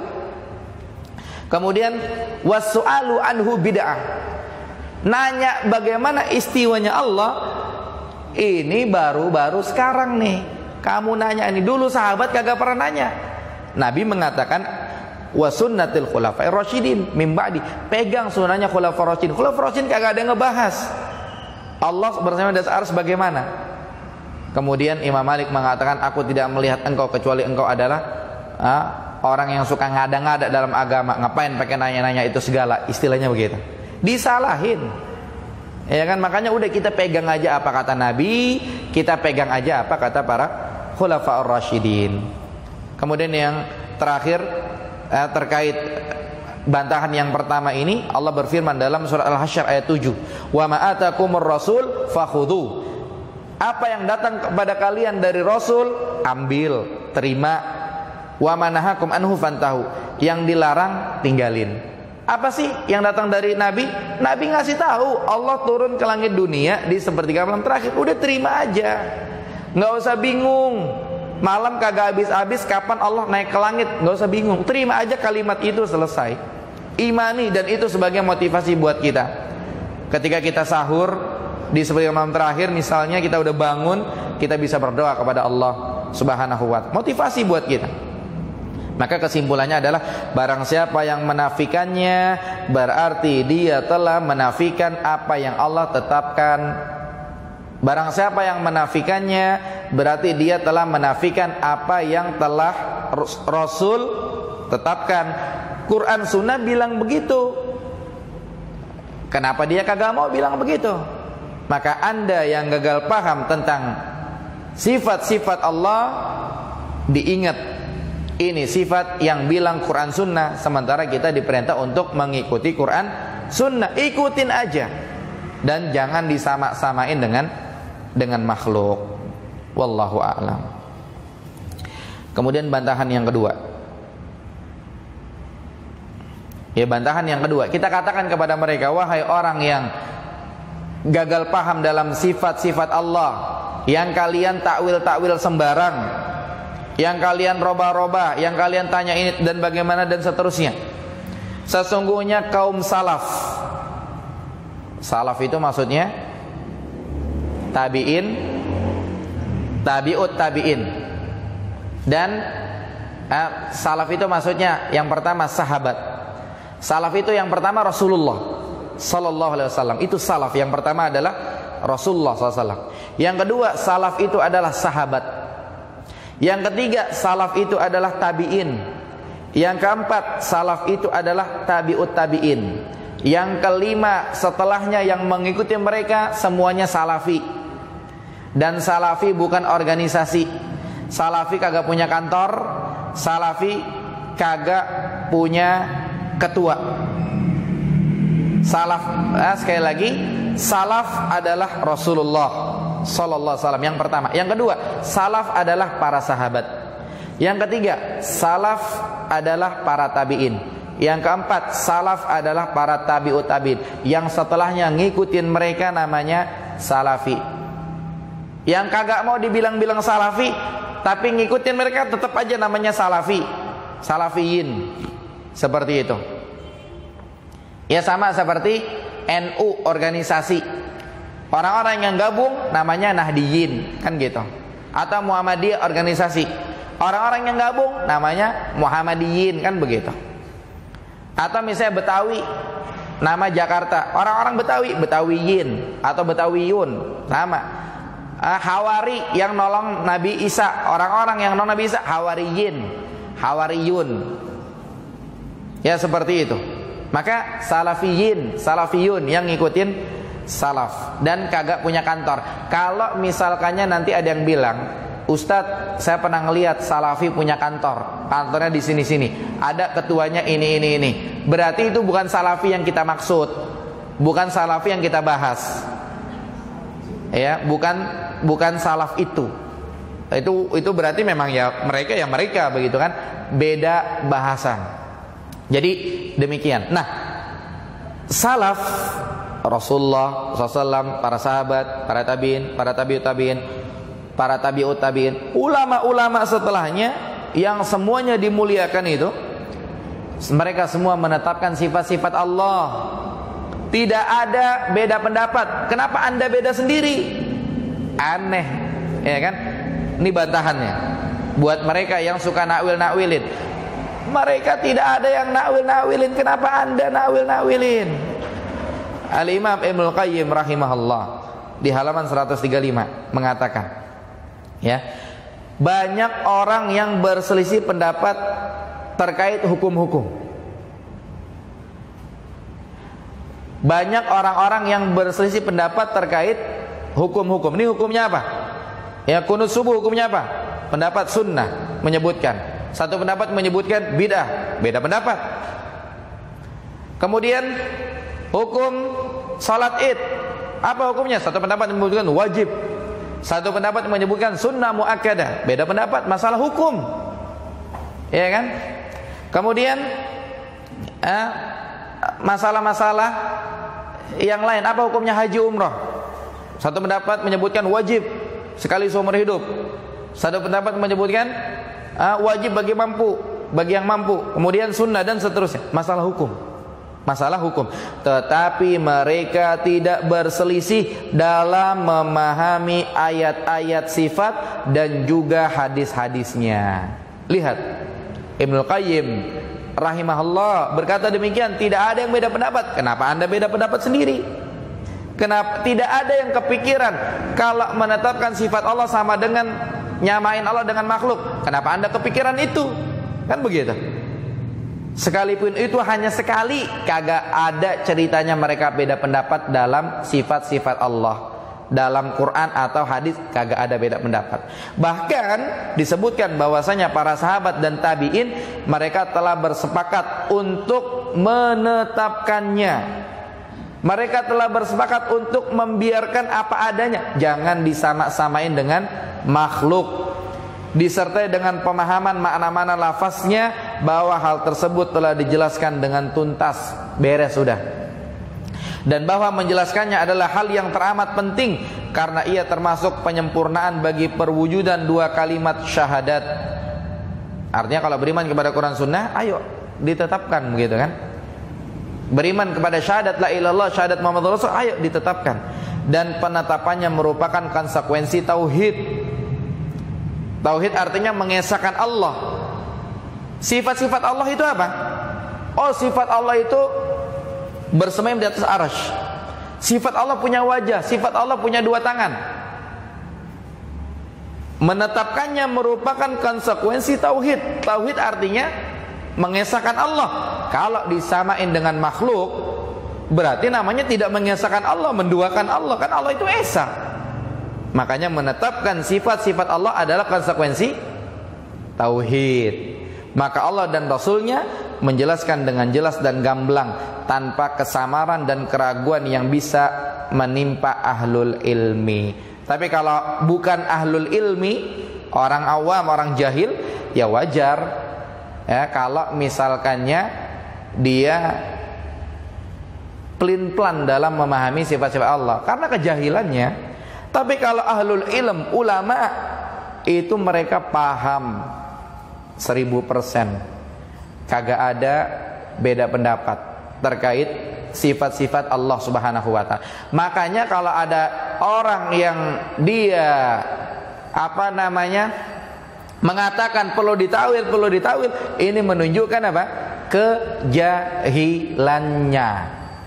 Ahlul ilmi tidak demikian, sangat-sangat terang terkait sifat-sifat Allah Subhanahu wa ta'ala. Ya, tidak boleh kita untuk menafikannya, tidak boleh dihilangkan. Nah, sementara Rasulullah SAW mengatakan alaikum bisunnati wa sunnatil khulafa'ir rasyidin min ba'di. Kalian harus berpegang teguh dengan sunnahku dan sunnahnya khulafa'ir rasyidin. Udah, kita ikut aja. Apa yang diterangkan, apa yang ditetapkan, kita ikut aja. Ini bantahan yang kedua. Ya, bantahan yang pertama, wahai orang-orang yang enggak percayaan sama sifat-sifat Allah, ketahuilah sifat-sifat Allah yang bilang Quran Sunnah, dan kita disuruh ngikutin Quran Sunnah. Selesai.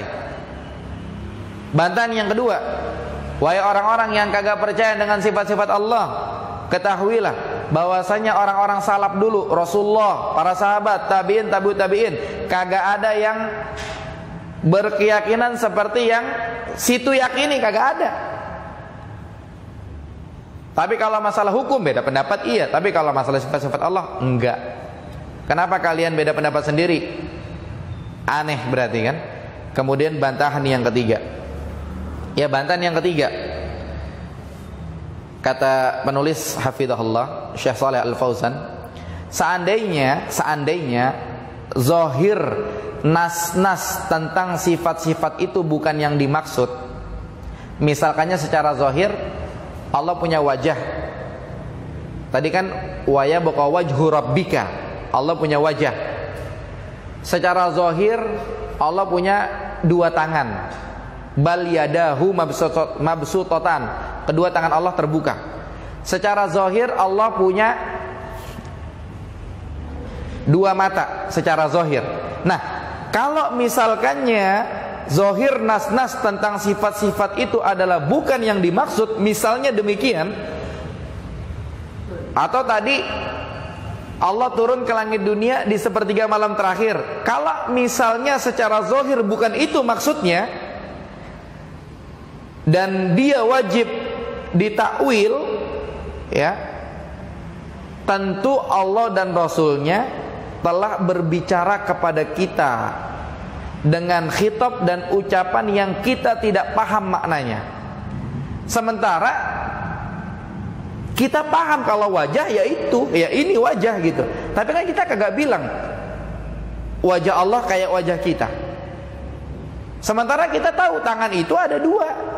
Siapa yang tangannya 3, siapa yang tangannya 4? Kagak ada. Makanya yang kita tahu itu, makanya bahasa Allah ke kita yaitu. Kemudian mata, yang kita tahu mata itu kan ada 2. Bahasa Allah ya itu. Gitu. Jadi kalau seandainya bukan itu yang dimaksud, pasti bahasanya bakal lain. Kagak ada yang tahu. Sekarang misalkannya gini, Alif Lam Mim artinya apa? Kagak ada yang tahu, ya kan? Kemudian Yasin, Nun, apa artinya? Kagak ada yang tahu. Ya, makanya kalau misalkannya secara zohir terkait sifat-sifat Allah, maknanya adalah bukan itu, mesti bahasa Allah ke kita juga nggak bakal itu. Mesti bahasanya aneh, kita kagak ngerti. Tapi buktinya kita bisa paham. Masa iya artinya lain sih? Gitu. Cuma memang hakikatnya berbeda, tapi bahasanya ya memang itu. Gitu. Dan tentu nas ini bersifat teka-teki atau kode-kode sandi yang tidak bisa kita pahami kalau memang secara zahir maksudnya bukan itu. Dan ini mustahil bagi Allah. Allah itu maha suci dari yang demikian, karena kalam Allah dan kalam Rasulnya, perkataan Allah dan perkataan Rasulnya adalah ucapan yang sangat jelas, gamblang dan berisi petunjuk. Jadi kalau Allah udah bilang Allah punya wajah, ya udah berarti maksudnya itu. Kalau Allah udah bilang Allah punya tangan, berarti udah maksudnya itu. Ngapain digonta-ganti? Ya, jadi kita katakan, wahai orang yang menolak sifat-sifat Allah, Allah itu kalau memang yang dimaksud bahasanya bukan itu, mesti ditawil-tawilin, ya pasti bakalan datang kode-kode aja, kita kagak ngerti. Sekarang kita ngerti. Apalagi artinya kalau bukan itu gitu. Cuma kita katakan sesuai dengan yang pantas bagi Allah. Kemudian yang berikutnya, bantahan yang keempat.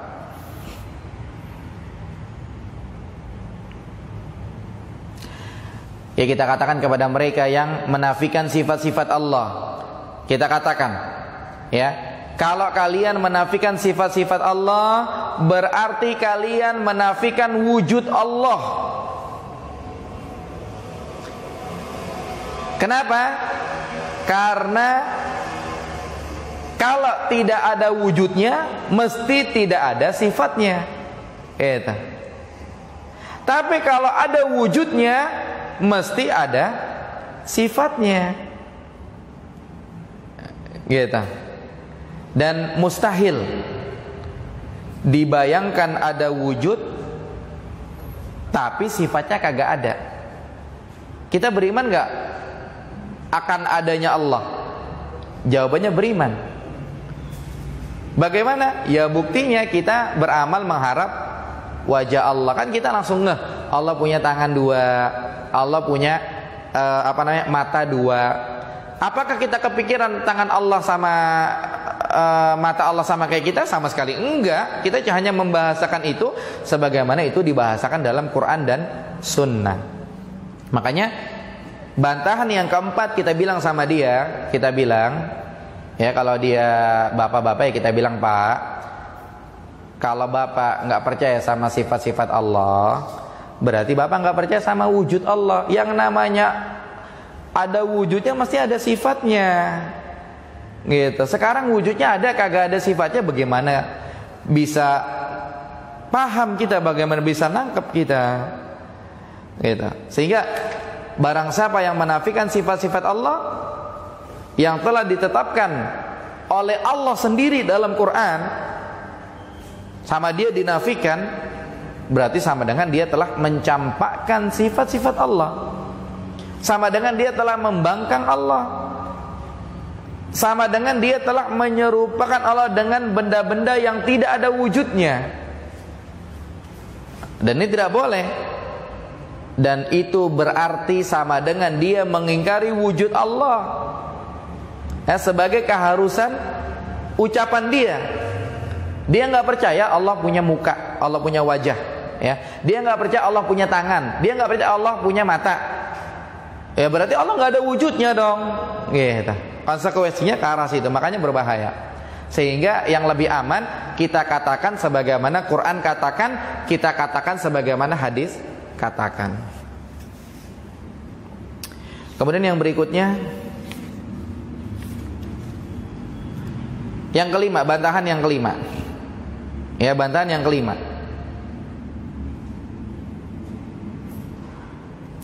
Kita katakan kepada dia, wahai orang yang tidak percaya dengan sifat-sifat Allah, ketahuilah nama-nama Allah, sifat-sifat Allah kalau sama dengan makhluk, maka hakikatnya dan kaifiatnya kagak mesti sama. Allah memiliki nama-nama, sifat-sifat yang khusus sesuai dengan keagungannya. Makhluk punya sifat-sifat yang khusus juga sesuai dengan kepantasannya. Ya, nggak harus sama, nggak harus sama. Lihat misalkannya apa? Misalkannya dibilang, apa namanya? Tadi banyak anak-anak di atas di lantai 2. Tapi sekarang udah pada turun. Kan anak-anak kalau turun gimana sih? Pada lewat tangga, paling pada lari, pada kabur. Terus misalkannya apa? Tadi apa namanya? Listriknya turun. Sama-sama turun tuh kan? Tapi beda kalau listrik turunnya begitu, kalau anak-anak turun ya begitu. Gitu. Apalagi dengan Allah Subhanahu wa taala. Allah turun. Jangan disamain dengan turunnya makhluk. Begitu. Sesama makhluk aja beda, apalagi dengan Allah Subhanahu wa taala. Ya, Allah bersemayam di atas arsy.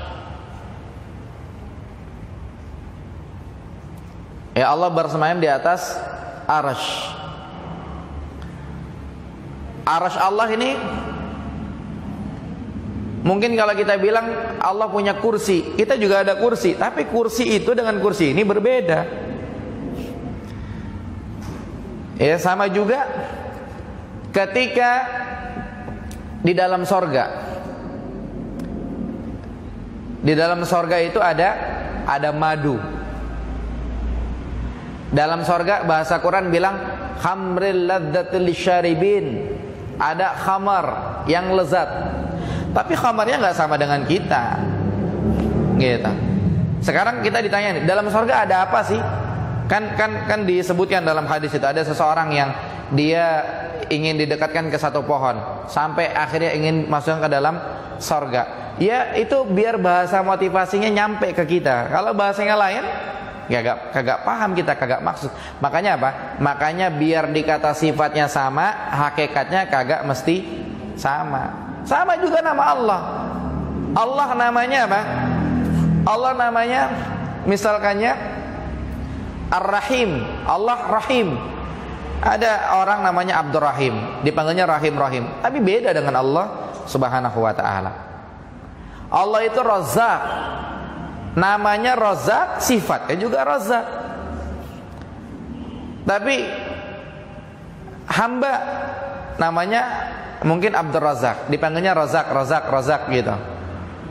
Tapi dia tidak memberi rizki, kan begitu. Jadi harus dipahami itu. Ya, walaupun secara sebutan sama, tapi secara hakikat kagak mesti sama. Jadi kagak usah dinafikan itu sifat-sifat Allah Subhanahu wa taala. Kemudian bantahan yang keenam.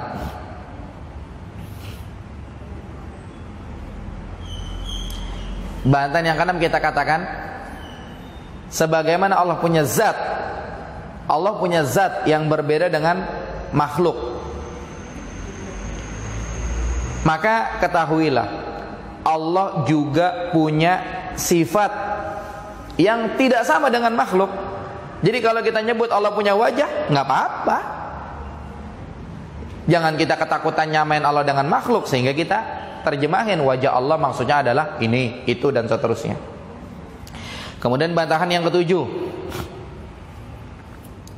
Ya wahai orang-orang yang menafikan sifat-sifat Allah, ketahuilah kalau kita menetapkan sifat-sifat Allah, maka sama dengan ini namanya kesempurnaan. Tapi kalau kita nafikan, itu namanya kekurangan. Jadi yang benar ditetapkan atau dinafikan? Ditetapkan. Sementara Allah maha suci dari kekurangan.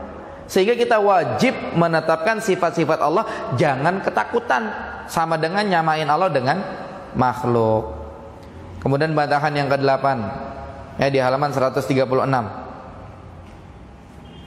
Ya, dengan nama-nama dan sifat-sifat ini kita itu jadi tahu Allah. Kita itu jadi lebih berasa memohon kepada Allah Subhanahu wa taala dengan nama-nama itu. Ya Rahman irhamni, ya Ghafar ighfirli, ya Razzaq urzuqni. Ya Allah yang Maha pemberi rizki, kasih kami. Jadi lebih berasa kita dengan nama-nama itu. Jadi lebih takut kepada Allah, lebih mengharap ridhonya Allah Subhanahu wa taala dengan nama-nama itu. Makanya jangan dinafikan. Nanti kalau dinafikan, kita komunikasi sama Allah bagaimana caranya, begitu. Kita tahu nih, Allah Maha Kuasa, Allah Maha mengetahui. Jadi kita lebih berasa kalau kita kalau kita bermunajat kepada Allah Subhanahu wa taala. Kalau dinafikan bagaimana nanti, gitu. Kemudian yang ke-9. Ya, yang ke-9 yang terakhir, bahwasannya makna pokok berkaitan dengan nas-nas sifat adalah zohir dan makna aslinya. Jadi yang disebut dalam nas Quran Sunnah udah begitu sudah. Tidak boleh menyelewengkan dari zohirnya, kecuali syaratnya 4. Yang pertama, menetapkan kemungkinan lafaz mengandung makna yang akan ditakwilkan kepadanya, ya. Menetapkan kemungkinan lafaz mengandung makna yang akan ditakwilkan kepadanya.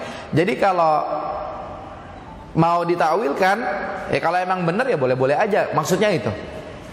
Ya, menetapkan kemungkinan lafaz mengandung makna yang akan ditakwilkan kepadanya, atau menetapkan kemungkinan lafaz yang mengandung makna yang akan ditakwilkan kepadanya. Jadi kalau pengen takwil asal benar ya kagak apa-apa. Tapi kalau takwilnya salah ya kagak boleh. Kemudian yang kedua, menegakkan dalil yang memalingkan lafaz dari zohirnya kepada makna yang mungkin dikandungnya, yakni makna yang menyalahi zahirnya. Jadi kalau memang ditakwil kemana, kasih dalilnya, begitu. Jangan asal takwil doang. Itu yang kedua.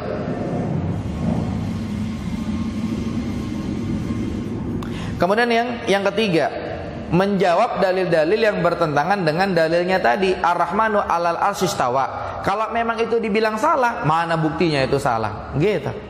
Karena orang yang mengaku benar harus mempunyai bukti atas dakwaannya. Dia harus mempunyai jawaban yang benar terhadap dalil-dalil yang berlawanan dengannya. Dan orang-orang yang hanya mendakwakan takwil tidaklah disebut memiliki dalil. Jadi kalau misalkannya Allah turun ke langit dunia di sepertiga malam terakhir, harus ditakwil. Maksudnya yang turun adalah rahmatnya. Secara dalil yang nerangin begitu mana, begitu? Apa di Quran surat berapa ayat berapa menunjukkan bahwasanya Allah turun ke langit dunia di sepertiga malam terakhir adalah rahmatnya? Atau kalau hadis riwayat siapa? Kasih tahu dong, begitu. Tapi kalau memang kagak ada, ya udah, katakan aja apa adanya. Allah turun ke langit dunia di sepertiga malam terakhir, selesai. Jangan ditakwil. Yang terakhir, yang keempat, ya, bahwasannya manakala Rasulullah SAW berbicara dengan suatu pembicaraan, jika beliau menginginkan arti yang bukan zahirnya, pasti beliau menjelaskan kepada umat bahwasanya beliau menginginkan majas atau arti kiasan, bukan hakikat atau arti sebenarnya. Ternyata ini tidak pernah terjadi pada nas-nas sifat tersebut. Rasulullah mengatakan apa? Rasulullah mengatakan Allah turun di sepertiga malam terakhir ke langit dunia. Tapi ini cuma majas ya. Enggak bilang gitu Rasulullah. Rasul cuma bilang turun ke langit dunia di sepertiga malam terakhir, selesai. Gitu. Rasulullah nggak bilang ini cuma kiasan, enggak. Kalau emang iya, ya pastinya dikasih tahu, sementara tidak gitu. Maka ini bantahan kepada mereka-mereka yang tidak percaya dengan sifat-sifat Allah, menafikan sifat-sifat Allah Subhanahu wa taala. Wallahu a'lam bishawab. Ya, sampai di sini. Sebelum dilanjut, kita kasih kesempatan buat tanya jawab terlebih dahulu. Ya, ada yang ingin ditanyakan? Silahkan. Ya, barangkali ada yang sulit dipahami, poin yang mana nanti akan dijelaskan ulang. Jangan sampai gagal paham terkait pembahasan ini. Ya, wallahu a'lam. Silakan, bagi yang ingin bertanya silakan. Ada yang ingin bertanya? Naam, tafadhal. Assalamualaikum warahmatullahi wabarakatuh. Assalamualaikum warahmatullahi wabarakatuh.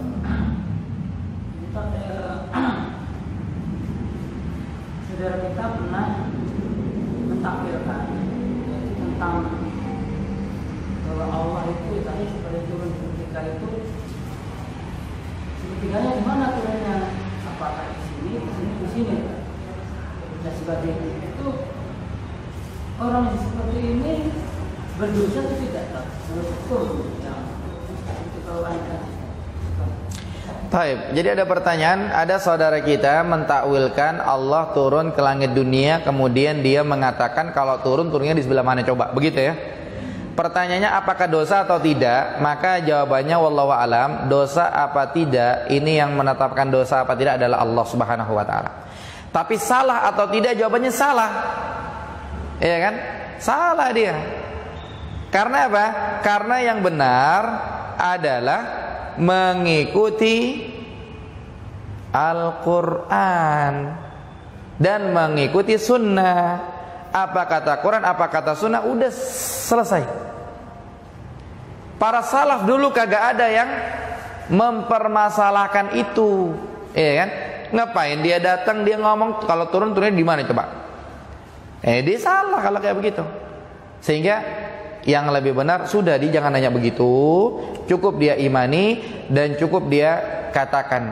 Mungkin dia baca di mimbar di masjid depan, dia bilang, saudara-saudaraku, mari kita berdoa kepada Allah di sepertiga malam terakhir. Karena Nabi mengabarkan bahwasanya di sepertiga malam terakhir Allah turun ke langit dunia. Siapa yang meminta pasti dikabulin, siapa yang taubat pasti diterima. Demikian, mudah-mudahan bisa diamalkan. Selesai. Nggak usah kepanjangan. Kalau turunnya di mana coba? Ya, kepanjangan. Sehingga dia salah seperti itu. Hendaknya dia bertobat, jangan lagi-lagi berkata demikian.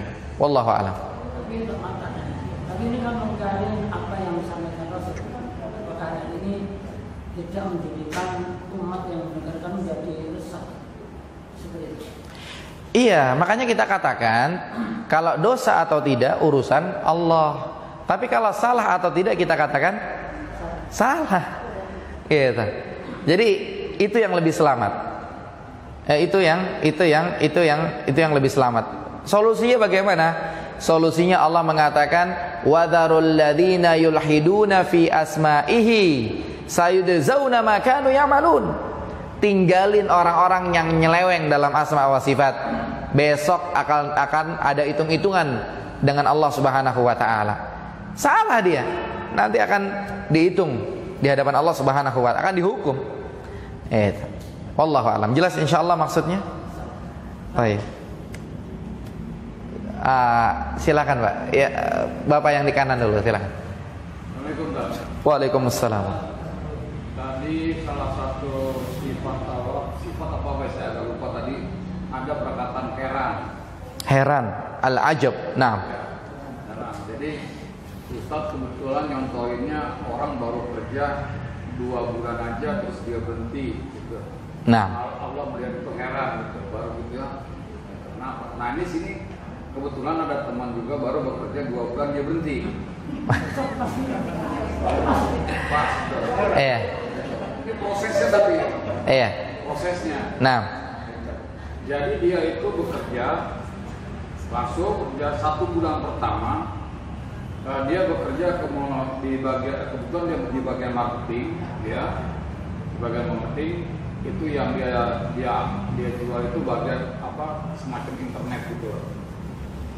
Nah, dia bekerja dalam 1 bulan itu setelah dia mencari konsumen itu ini dan memenuhi target, di bulan pertama pas gajian dia tidak dapat gaji. Jadi tidak digaji nih bulan pertama. Alasannya nanti dirapel di bulan kedua. Gitu. Nah, dia ikutin terus. Terus dia bekerja sebagaimana mestinya, dia cari targetnya lagi. Sampai di bulan kedua giliran gajian, dia tidak digaji lagi. Itu oleh perusahaan itu, dia tidak digaji. Nah, kalau mau dapat gaji katanya, dia harus bayar atau nombokin konsumen yang belum bayar. Jadi ada konsumennya kebetulan belum bayar dan dia harus nombokin itu. Baru gajinya turun. Pertanyaannya? Akhirnya dia mengundurkan diri. Iya. 2 bulan itu dia mengundurkan diri. Saya nggak mau begitu kerja. Apakah Allah melihat itu heran? Ngambil keputusan seperti itu. Baik. Jadi di sini terkait sifat Allah salah satunya adalah al-ajab, heran. Kemudian disampaikan ada orang yang sedang bekerja di satu perusahaan. Kemudian bulan pertama pas waktunya gajian dia tidak gajian. Dengan alasan nanti akan dibayar di bulan kedua. Bulan kedua pun demikian sampai akhirnya dia diminta untuk ini dan itu, tapi dia tidak memenuhi, lebih milih untuk resign. Pertanyaannya, apakah Allah heran melihat orang itu? Maka jawabannya wallahu alam, kita kagak tahu yang diheranin dia apa bukan gitu. Karena pembahasan kita adalah sifat Allah, Allah punya sifat heran. Poinnya itu saja. Jadi kalau yang tadi saya contohkan itu hanya sekedar kalimat motivasi saja. Kayak contoh nih, kita jangan salah paham ya. Kita berbicara hukum orang yang meninggalkan sholat. Pendapat para ulama, sebagian berpendapat hukum orang yang meninggalkan sholat kafir. Kalau dia matinya mati kafir. Ini ninggalin sholat bukan dia kagak sholat, bukan ya. Dia biasa sholat nih maghrib, tapi zuhur kagak. Namanya dia ninggalin sholat tuh. Dia biasa sholat Jumat nih, tapi sholat 5 waktu kagak. Namanya ninggalin sholat. Bukan orang kagak sholat terus ya, bukan itu. Tapi yang dibahas ulama orang yang ninggalin sholat. Gitu. Sebagian mereka mengatakan kafir. Kalau dia mati kafir, dikuburnya di pekuburan kafir. Sebagian ulama mengatakan macam Imam Syafi'i rahimahullah mengatakan orang yang meninggalkan sholat, dia ninggalin sholat bukan kagak sholat yang tadi kita bilang ya, tapi sesekali dia kagak sholat gitu, ninggalin sholat, maka dia dipanggil, dibunuh dia dan dikubur di pekuburan kaum muslimin gitu. Nah ini kan kita lagi ngomongin hukum ya, ngomongin hukum. Nah nanti jangan dipraktekkan begini. Itu pengajian gimana sih, ngapir-ngapirin orang, neraka-nerakain orang. Jangan dipahami ke arah situ, jangan. Nah, karena ada orang-orang yang gagal paham, dia pahamnya segitu, gitu. Ini ya contoh yang ada di masyarakat demikian. Kayak misalkannya kita mengatakan begini. Ada orang yang bertanya misalnya, kayak tadi kita contohin. Kita bahas kunut subuh. Kemudian kita sampaikan kunut subuh, ada sebagian ulama yang mengatakan kunut subuh adalah sunnah hukumnya. Ada sebagian ulama mengatakan kunut subuh hukumnya adalah bid'ah. Langsung orang ngambil kesimpulan, itu Ustadz gimana sih bid'ah-bid'ahin kunut subuh? Itu dia ngambil kesimpulan ke arah situ. Makanya yang tadi kita katakan itu hanya sebagai motivasi saja, sehingga tidak tidak mesti langsung kita ambil kesimpulan praktek kepada si fulan yang kerja begini baru 2 bulan berarti Allah heran sama dia ya gitu. Wallahu alam, kalau itu kita tidak tahu. Jelas insyaallah maksud saya? Wallahu alam. Silakan Pak. Pertanyaan sudah kita ditanyakan juga, cuma menambahkan aja. Kalau tadi sifatnya hanya mungkin memotivasi ya, mungkin alangkah baiknya mungkin suruh bersabar aja atau mungkin supaya mungkin kedepannya akan lebih baik itu aja. Kalau kita ingin ingin menghukumi pribadi-pribadi, maka kita harus mengetahui secara utuh. Gitu. Ya, tidak masalah kita katakan seperti yang Bapak katakan, tidak masalah. Tapi yang terbaik ya kita tidak menghukum, itu sekedar nasihat saja, yang sabar, Allah berikan yang terbaik dan seterusnya. Wallahu alam, ini hanya motivasi saja tambahan, ini tidak masalah insyaallah. Wallahu alam. Ibu ada yang bertanya, Ibu?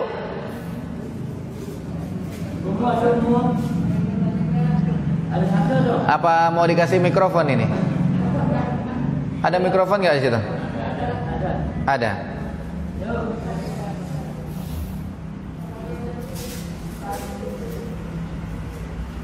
Baik, kalau tidak ada yang bertanya, saya tanya aja. Silakan, Pak. Apa kalau Allah turun di sepertiga malam terakhir, apakah tidak bertentangan dengan Allah lebih dekat dari urat leher? Apakah itu bagaimana? Allah turun di sepertiga malam terakhir. Apakah tidak bertentangan dengan Allah lebih dekat kepada kalian daripada urat leher kalian? Ini Quran. Ya, jawabannya tidak bertentangan. Ini pembahasan ma'iyah, kemarin sudah dibahaskan. Udah dibahas masalah ma'iyah.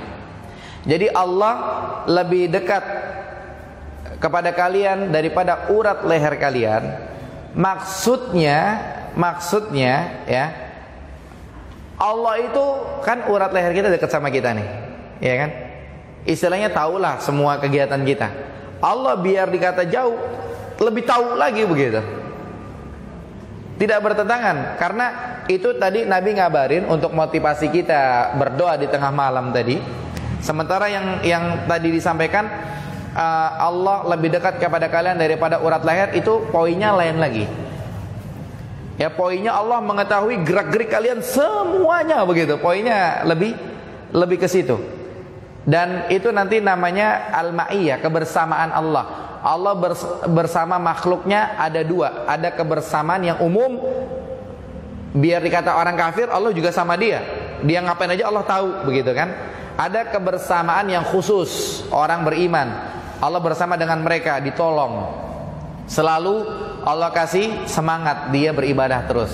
Sehingga habis sholat azan zuhur sholat, azan asar sholat, maghrib sholat, isya sholat, pengajian datang, dia menjalankan agama dan seterusnya. Dia menjalankan agama dan seterusnya. Jadi tidak bertentangan. Makanya memang Islam ini sudah sempurna. Ya, tidak ada yang bertentangan dalam syariat. Kalau kayaknya bertentangan, kali pemahaman kita yang belum nyampe gitu doang. Sehingga butuh penjelasan, dan ternyata yang ada memang tidak bertentangan. Paham penjelasannya insyaallah, Pak? Nah, wallahu a'lam.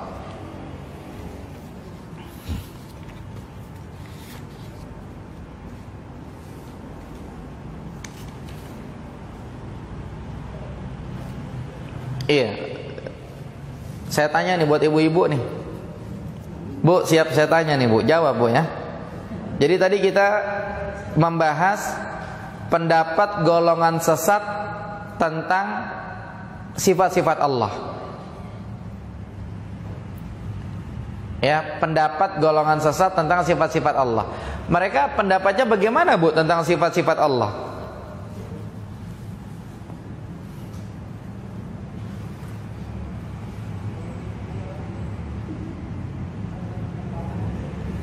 Tahu nggak, Bu? Pendapat mereka golongan sesat tentang sifat-sifat Allah itu pendapatnya kayak bagaimana, Bu?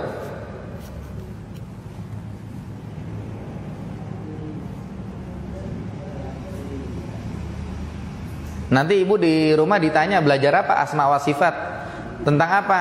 Itu pendapat golongan sesat. Emang pendapatnya apaan? Apaan pendapatnya? Berapa orang yang jawab tuh? Saya jadi bingung. Apa pendapatnya?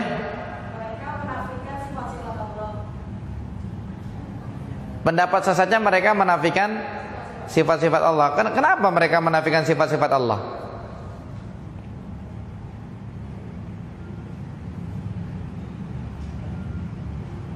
Mereka kan tahu tuh Allah turun ke langit dunia, tapi sama mereka dinafikan, ditakwil yang turun rahmatnya dan lain-lain gitulah. Kenapa mereka menafikan? Kenapa? Gara-garanya mereka ketakutan apa? Ketakutan menyamakan Allah dengan makhluk. Itu udah 2 orang yang jawab itu. Pertanyaan terakhir, ya. Kalau ada yang bilang gitu, kita bantahnya bagaimana? Misalnya ada ibu-ibu nih, salah tahu, aku dengar ceramah di YouTube, Allah turun ke langit dunia di sepertiga malam terakhir itu, yang turun tuh rahmatnya bukan Allah. Masa Allah turun, kan langit malam kagak habis-habis, nanti turunnya di mana coba? Ntar kapan naik ke langit? Ibu jawabnya bagaimana coba?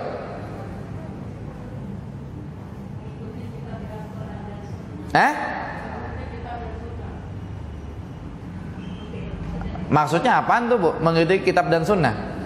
Dia juga kagak nyambung kayaknya tuh. Misalnya ada yang bilang gini, aku dengar di YouTube itu Allah turun di sepertiga malam terakhir, maksudnya rahmatnya turun. Dengerin, Bu, mengikuti kitab dan sunnah. Gitu doang, dia kagak paham kayaknya.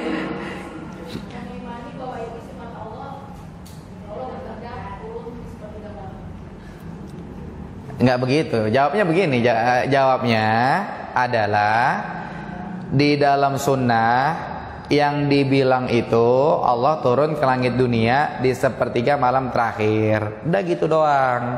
Sementara kita disuruh ngikutin Quran sunnah. Ya udahlah, kita nggak usah kepikiran kayak situ pikirin. Ya kan? Ini kenapa pada mikir? Tadi mau jawab begitu, Pak. Tadi mau jawab begitu. Baik. Insya Allah besok kita akan bahas pertemuan yang akan datang. Ya. Kalau kita bilang kata Quran Sunnah begitu, gimana dia mau ngerti gitu kan? Begitu gimana, Bu? Kan tadi malam nggak habis-habis apa gitu nanti kan? Iya. Jadi nanti kita ketemu lagi Insya Allah tahun depan ya. Tahun depan kita ketemu lagi nih. Nggak masalah. Tanggal 2 Insya Allah. Tanggal 2 nanti kita akan lanjutkan dengan pembahasan al-wala wal bara. Akan tetapi Insya Allah kita akan sebutkan dulu hasil dari beriman kepada asma wa sifat. Atau kita sebutkan sekarang saja ya, sedikit. Ya. Jadi ini sebagai penutup, jangan ada yang nanya lagi. Ini sebagai penutup, apa manfaatnya kalau kita beriman kepada sifat-sifat Allah, imannya benar? Manfaatnya apa? Yang pertama, ini di halaman 138 ya. Kalau kita beriman kepada sifat-sifat Allah, imannya benar, maka manfaatnya adalah itu bikin tambah kita kenal Allah ya, bikin kita tambah kenal Allah gitu ya. Jadi kalau kita beriman kepada sifat-sifat Allahnya benar, itu bikin kita tambah kenal Allah, tambah cinta kepada, tambah semangat, ya kan? Allah mengatakan walillahil asmaul husna fad'uhu biha. Allah punya asmaul husna, berdoalah kalian dengan itu. Bikin tambah kita semangat kalau kita benar imannya dengan asma wa sifat. Tapi kalau kita kagak benar, Allah turun ke langit dunia di sepertiga malam terakhir, dan turun rahmatnya Allah, rahmatnya doang. Ntar dah. Tapi kalau kita benar benar imannya, benar ya, turun ya, lebih semangat kita. Kan beda rasanya ya kalau kita imannya benar dengan sifat-sifat Allah. Kemudian yang kedua, manfaatnya adalah kalau kita benar imannya dengan Asmaul Husna, kita bakal ngeri dengan siksa Allah. Kita bakal takut kalau kita pengen maksiat. Kita bakal tambah semangat, tambah cinta kepada Allah Subhanahu wa taala. Karena kita ngerti itu semua gitu. Itu efek kita kepada Allah. Kemudian yang ketiga, kalau kita tahu Allah itu Maha Pengampun, Allah Maha Penyayang, Maha Penerima Taubat dan seterusnya, maka kita akan husnuzon. Kita nih ngerasa kotor. Orang yang kagak ada iman-imannya sama asma wa sifat, kagak bakal ke masjid, dia ngerasa kotor mulu. Iya kan? Orang perempuan-perempuan juga sama, yang kagak jilbaban karena ngerasa kotor mulu. Kagak nutup aurat terus dia jadinya kan gitu. Kemudian yang keempat, kalau dia imannya benar, ya, kalau dia imannya benar dengan asma wa sifat, dia bakal apa? Bakal dia mencari apa yang telah disiapkan oleh Allah Subhanahu wa taala. Bakal semangat dia dalam bertakarrub kepada Allah Subhanahu wa taala. Itu efek hamba kepada Allah. Sekarang efek hamba kepada hamba. Kalau iman kepada asma wa sifat benar, seorang hamba yang tahu itu, dia kalau pengen zolim sama orang bakal mikir. Kenapa? Karena Allah Maha melihat, Allah Maha tahu, Allah Maha kuasa. Dia bakal baik sama orang. Gitu. Ini efeknya. Ya, sehingga mudah-mudahan Allah Subhanahu wa taala senantiasa membimbing kita dalam keistiqomahan ini. Senantiasa kita menjadi orang-orang yang bertauhid kepada Allah Subhanahu wa taala, baik tauhid rububiyah, uluhiyah, asma wa sifat dan semua-muanya. Ya, dan terkait masalah itu Nabi SAW mengatakan irhamu man fil ardi yarhamukum man fis sama. Sayangilah orang yang ada di bumi, maka yang di langit akan sayang kepada kalian. Kita kalau iman dengan asma wa sifat benar, kita bakal baik sama orang, gak galak-galak kita sama orang, insyaallah. Ya, wallahu alam. Saya kira ini yang bisa kita bahas. Ini ada 3 hadiah langsung diberikan kepada akhwat semuanya. Karena tadi ada 3 orang yang menjawab, saya nggak ngelihat. Nanti panitia yang ngelihat. Panitia nanti yang dapat hadiah ketika ingin menghadiahkan kepada temannya juga boleh, tidak dilarang. Mohon dibantu Pak disampaikan.